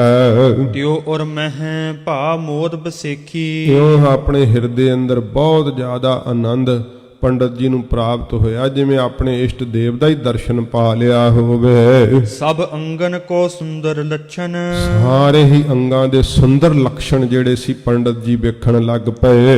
ਲਗਿਓ ਬਿਲੋਕਨ ਵਿਪਰ ਵਿਚਛਣ। ਸਿਆਣੇ ਪੰਡਤ ਜੀ ਤੇ ਸਮੇਂ ਵੇਖਣ ਲੱਗ ਪਏ ਸਤਿਗੁਰਾਂ ਜੀ ਦੇ ਅੰਗਾਂ ਪ੍ਰਤੰਗਾਂ ਵਿੱਚ ਜਿਹੜੇ ਸੁਭ ਲੱਛਣ ਪ੍ਰਗਟ ਹੋ ਰਹੇ ਆ। ਅਰਨ ਚਰਨ ਬਰ ਮ੍ਰਿਦੁਲ ਸੁਹਾਵੈ। ਸੱਚੇ ਪਾਤਸ਼ਾਹ ਜੀ ਦੇ ਚਰਨ ਬੜੇ ਹੀ ਜਿਹੜੇ ਕਮਲ ਫੁੱਲ ਵਾਂਗੂ ਲਾਲਗੀ ਦੇ ਸਹਿਤ ਹਨ। ਇਸ ਪ੍ਰਕਾਰ ਫਿਰ ਪੜੋ। ਅਰੁਣ ਚਰਨ ਬਰ ਮ੍ਰਿਦੁਲ ਸੁਹਾਵੈ। ਬੜੇ ਹੀ ਮ੍ਰਿਦੁਲ ਕੋਮਲ ਜਿਹੜੇ ਲਾਲ ਲਾਲ ਚਰਨ ਸੋਭਾ ਪਾ ਰਹੇ ਆ। ਜਿਮ ਦਲ ਕੋਕ ਨੰਦੰਗ ਦੁੱਤ ਪਾਵੈ। ਇਸ ਪ੍ਰਕਾਰ ਜਿਵੇਂ ਕਵੀਆਂ ਸੋਭਾ ਪਾਉਂਦੀਆਂ ਹਨ, ਇਸ ਪ੍ਰਕਾਰ ਸਤਿਗੁਰੂ ਪਾਤਸ਼ਾਹ ਜੀ ਮਹਾਰਾਜ ਦੇ ਚਰਨਾਂ ਦੀਆਂ ਉਂਗਲੀਆਂ ਸੋਭਾ ਪਾ ਰਹੀਆਂ ਨੇ। ਭੁਜ ਆਜਾਨ ਕੰਧ ਸ਼ੁਭ ਉੱਚੇ। ਸੱਚੇ ਪਾਤਸ਼ਾਹ ਜੀ ਦੀਆਂ ਭੁਜਾਵਾਂ ਜਿਹੜੀਆਂ ਹਨ ਉਹ ਆ ਜਾਨ ਨੂੰ ਭਾਵ ਗੋਡਿਆਂ ਤੱਕ ਲੰਬੀਆਂ ਹਨ ਤੇ ਮੋਢੇ ਜਿਹੜੇ ਆ ਉਹ ਬੜੇ ਹੀ ਸ਼ੁਭ ਸੁੰਦਰ ਹਨ ਤੇ ਉੱਚੇ ਹਨ। ਕਰਜ ਅਰਨ ਜਿਉ ਨਗ ਹੋਏ ਸੂਚੇ। ਤੇ ਜਿਹੜੇ ਨਹੁੰ ਹਨ ਉਹ ਜਿਵੇਂ ਸੁੱਚੇ ਨਗ ਹੁੰਦੇ ਆ, ਇਵੇਂ ਉਂਗਲੀਆਂ ਦੇ ਉੱਤੇ ਜੜੇ ਹੋਏ ਨਹੁੰ ਜਿਹੜੇ ਬੜੇ ਸੁੰਦਰ ਲੱਗਦੇ ਆ। ਕਰ ਸ਼ਾਖਾ ਇਕਸਾਰ ਵਿਸਾਲਾ। ਤੇ ਇਸ ਪ੍ਰਕਾਰ ਜਿਹੜੀਆਂ ਹਨ ਮਹਾਰਾਜ ਸਾਹਿਬ ਜੀ ਦੀਆਂ ਭੁਜਾਵਾਂ ਤੇ ਹੱਥਾਂ ਦੀਆਂ ਉਂਗਲਾਂ ਉਹ ਇਕਸਾਰ ਹਨ। ਔਰ ਆਯੁਤ ਸ਼ੋਭਤ ਛਬ ਛਾਲਾ। ਤੇ ਸੁੰਦਰਤਾ ਦਾ ਜਿਵੇਂ ਘਾਰੀ ਹੋਵੇ, ਇਉਂ ਸਤਿਗੁਰੂ ਜੀ ਦੀ ਚੌੜੀ ਛਾਤੀ ਜਿਹੜੀ ਆ ਸੋਭਾ ਪਾ ਰਹੀ ਹੈ। ਦਾਹਨ ਕਰ ਮਹਿ ਚਮਰ ਬਨਾਵਾ। ਸੱਚੇ ਪਾਤਸ਼ਾਹ ਜੀ ਦੇ ਸੱਜੇ ਹੱਥ ਦੇ ਅੰਦਰ ਤਾਂ ਜਿਹੜਾ ਹੈ ਉਹ ਚੌਰ ਦਾ ਨਿਸ਼ਾਨ ਬਣਿਆ ਹੋਇਆ ਏ। ਛਤਰ ਬਾਮ ਮਹਿ ਰੁਚਰ ਸੁਹਾਵਾ। ਤੇ ਖੱਬੇ ਹੱਥ ਵਿੱਚ ਛਤਰ ਦਾ ਜਿਹੜਾ ਚਿੰਨ ਹੈ ਉਹ ਸੋਭਾ ਪਾ ਰਿਹਾ ਏ। ਕੋਮਲ ਗੋਲ ਕਪੋਲ ਸੁਹਾਵਨ। ਬਹੁਤ ਜ਼ਿਆਦੀਆਂ ਕੋਮਲ ਗੋਲ ਗੋਲ ਗੱਲਾਂ ਜਿਹੜੀਆਂ ਹੁਣ ਸੋਭਾ ਪਾ ਰਹੀਆਂ ਹਨ। ਉਨਤ ਨਾਸਕਾ ਮੋਦ ਵਢਾਵਨ। ਤੇ ਬਹੁਤ ਸੋਹਣੀਆਂ ਨਾਸਕਾਂ ਜਿਹੜੀਆਂ ਹਨ ਉਹ ਆਨੰਦ ਵਧਾਉਂਦੀਆਂ ਨੇ। ਅਰਦੰ ਚੰਦਰਕਾਰ ਲਿਲਾਰੰ। ਸੱਚੇ ਪਾਤਸ਼ਾਹ ਜੀ ਦਾ ਸ਼ੁਭ ਮਸਤਕ ਜਿਹੜਾ ਨਾ ਅੱਧੇ ਚੰਦਰਮਾ ਦੇ ਆਕਾਰ ਦੀ ਤਰ੍ਹਾਂ ਸੋਭਾ ਪਾ ਰਿਹਾ ਏ। ਧਨ ਪ੍ਰਿਕੁਟੀ ਸੋ ਕਰੰਚ ਬਿਨ ਬਾਰੰ। ਸੱਚੇ ਪਾਤਸ਼ਾਹ ਜੀ ਮਹਾਰਾਜ ਦੇ ਜਿਹੜੇ ਭਰਵੱਟੇ ਹਨ ਉਹ ਧਨੁਸ਼ ਦੀ ਨਿਆਈ ਹਨ। ਇਸ ਪ੍ਰਕਾਰ ਜਿਹੜੀ ਵਿੱਚ ਭਰਵੱਟਿਆਂ ਦੇ ਜਗ੍ਹਾ ਹੁੰਦੀ ਹੈ ਉਹ ਬਿਨਾਂ ਕੇਸਾਂ ਤੋਂ ਹੈ ਭਾਵ ਬੜੀ ਸੁੰਦਰ ਫੱਬ ਰਹੀ ਹੈ। ਸੁਨ ਕਾਲੂ ਸੁਤ ਤੋਹਿ ਵਿਚਛਣ। ਇਹ ਕਹਿਣ ਲੱਗੇ ਬਾਬਾ ਕਾਲੂ ਜੀ ਦੇ ਤਾਈ ਪੰਡਤ ਹਰਦਿਆਲ ਜੀ, ਹੇ ਬਾਬਾ ਕਾਲੂ ਜੀ ਸੁਣੋ ਤੁਹਾਡੇ ਪੁੱਤਰ ਦੇ ਅੰਦਰ ਜੋ ਸੁਭ ਲੱਛਣ ਹਨ। ਇਸ ਮਹਿ ਲਖਿਅਤ ਬਤ ਸੋ ਲੱਛਣ। ਇਹਨਾਂ ਦੇ ਅੰਦਰ ਆਪਣੀ ਵਿਦਿਆ ਮੁਤਾਬਕ ਹੈ ਨਾ ਕਹਿੰਦੇ 32 ਲੱਛਣ ਪ੍ਰਗਟ ਹੋ ਰਹੇ ਐ, ਪਰ ਹਜੂਰ ਦੇ ਲੱਛਣ ਕੌਣ ਗਿਣ ਸਕੇ। ਜਿੱਥੇ ਤੱਕ ਜਾਂਦੀ ਹੈ ਨਿਗਾਹ ਪੰਡਤ ਜੀ ਉੱਥੇ ਤੱਕ ਦੱਸਣ ਲੱਗੇ ਐ। ਕਰ ਤਰਵਾ ਇਹ ਊਰਦ ਆਈ। ਕਹਿੰਦੇ ਹੱਥ ਦੀਆਂ ਤਲੀਆਂ ਤੇ ਜਿਹੜੀਆਂ ਇਸ ਪ੍ਰਕਾਰ ਉਹ ਉੱਪਰ ਨੂੰ ਆਏ ਹਨ ਜੋ ਚਿੰਨ ਦਿਖਾਈ ਦਿੰਦੇ ਹਨ। ਧਨ ਬਹੁ ਆਏ ਰਖੇ ਢਿਗ ਨਾਹੀ। ਇਹ ਧਨ ਤਾਂ ਬਹੁਤ ਇਹਨਾਂ ਕੋਲ ਆਵੇਗਾ ਪਰ ਕੋਲ ਨਹੀਂ ਰੱਖਣਗੇ। ਪੜਿਓ ਸੋ ਮੰਦਰਿਕ ਮੈਂ ਬਹੁ ਸੋਧਾ। ਇੱਕ ਸਮੁੰਦਰੀਕ ਗ੍ਰੰਥ ਹੁੰਦਾ ਜੋ ਜੋਤਿਸ਼ ਦੀ ਵਿਦਿਆ ਬਾਰੇ ਬਹੁਤ ਸਾਰੀ ਜਿਹਦੇ ਵਿੱਚ ਵਿਦਿਆ ਹੈ, ਜਾਣਕਾਰੀ ਹੈ। ਪੰਡਤ ਹਰਦਿਆਲ ਜੀ ਉਹਦਾ ਜ਼ਿਕਰ ਕਰਦੇ ਹਨ। ਫਿਰ ਪੜੋ। ਪੜਿਓ ਸਮੁੰਦਰਕ ਮੈਂ ਬਹੁ ਸੋਧਾ। ਕਹਿੰਦੇ ਬਹੁਤ ਸੋਧ ਕਰਕੇ ਮੈਂ ਉਸ ਸਮੁੰਦਰੀਕ ਗ੍ਰੰਥ ਨੂੰ ਪੜ੍ਹਨਾ ਕੀਤਾ ਏ। ਸ਼ੁਭ ਗੁਣ ਸਭ ਇਸ ਮਹਿ ਕਹਿ ਪ੍ਰੋਧਾ। ਪੰਡਤ ਜੀ ਕਹਿੰਦੇ ਸਾਰੇ ਹੀ ਸ਼ੁਭ ਗੁਣ ਜਿਹੜੇ ਹਨ ਇਹ ਬਾਬਾ ਕਾਲੂ ਜੀ ਤੁਹਾਡੇ ਸੁਪੁੱਤਰ ਦੇ ਅੰਦਰ ਹਨ। ਮਹਿਮਾ ਅਮਿਤ ਮਨਹਿ ਮਹਿਮਾਨੀ। ਮਨ ਦੇ ਅੰਦਰ ਮੈਂ ਮੰਨ ਲਈ ਹੈ, ਇਹਨਾਂ ਦੀ ਮਹਿਮਾ ਮਿਣਤੀ ਤੋਂ ਰਹਿਤ ਹੈ। ਇਹਨਾਂ ਦੀ ਵੱਡੀ ਵਡਿਆਈ ਨੂੰ ਮਿਣਿਆ ਨਹੀਂ ਜਾ ਸਕਦਾ, ਗਿਣਿਆ ਨਹੀਂ ਜਾ ਸਕਦਾ। ਪੰਡਤ ਹਰਦਿਆਲ ਜੀ ਨੇ ਮਨ ਦੇ ਅੰਦਰ ਮੰਨ ਲਿਆ ਵੱਡੀ ਵਡਿਆਈ ਨੂੰ ਕਿ ਅਮਿਤ ਮਹਿਮਾ ਹੈ, ਇਹਨਾਂ ਦੀ ਮਿਣੀ ਨਹੀਂ ਜਾ ਸਕਦੀ। ਹੈ ਅਵਤਾਰ ਸਤ ਚਿਤ ਜਾਨੀ। ਸੱਚ ਗੱਲ ਨੂੰ ਆਪਣੇ ਇਸ ਚਿੱਤ ਦੇ ਅੰਦਰ ਇਸ ਨੂੰ ਸੱਚ ਗੱਲ ਨੂੰ ਜਾਣ ਲਿਆ ਹੈ ਕਿ ਗੁਰੂ ਸਾਹਿਬ ਜੀ ਅਵਤਾਰੀ ਪੁਰਖ ਹਨ। ਇਸ ਗੱਲ ਨੂੰ ਸੱਚ ਕਰਕੇ ਜਾਣ ਲਿਆ ਹੈ ਕਿ ਸੱਚੇ ਪਾਤਸ਼ਾਹ ਸੱਚਮੁੱਚ ਹੀ ਅਵਤਾਰ ਹਨ। ਦਿਜ ਦਰਸਾਏ ਧਾਏ ਢਿਗ ਮਾਤਾ। ਤੇ ਜਿਸ ਸਮੇਂ ਦਿਜ ਨੂੰ ਭਾਵ ਪੰਡਤ ਜੀ ਨੂੰ ਸਾਰਾ ਦਰਸ਼ਨ ਕਰਵਾ ਕਰਕੇ ਦੌਲਤਾਂ ਦਾਈ ਨੇ ਸੱਚੇ ਪਾਤਸ਼ਾਹ ਗੁਰੂ ਨਾਨਕ ਸਾਹਿਬ ਜੀ ਨੂੰ ਤੇ ਸਮੇਂ ਅੰਦਰ ਲੈ ਗਈ ਮਾਤਾ ਜੀ ਦੇ ਕੋਲ।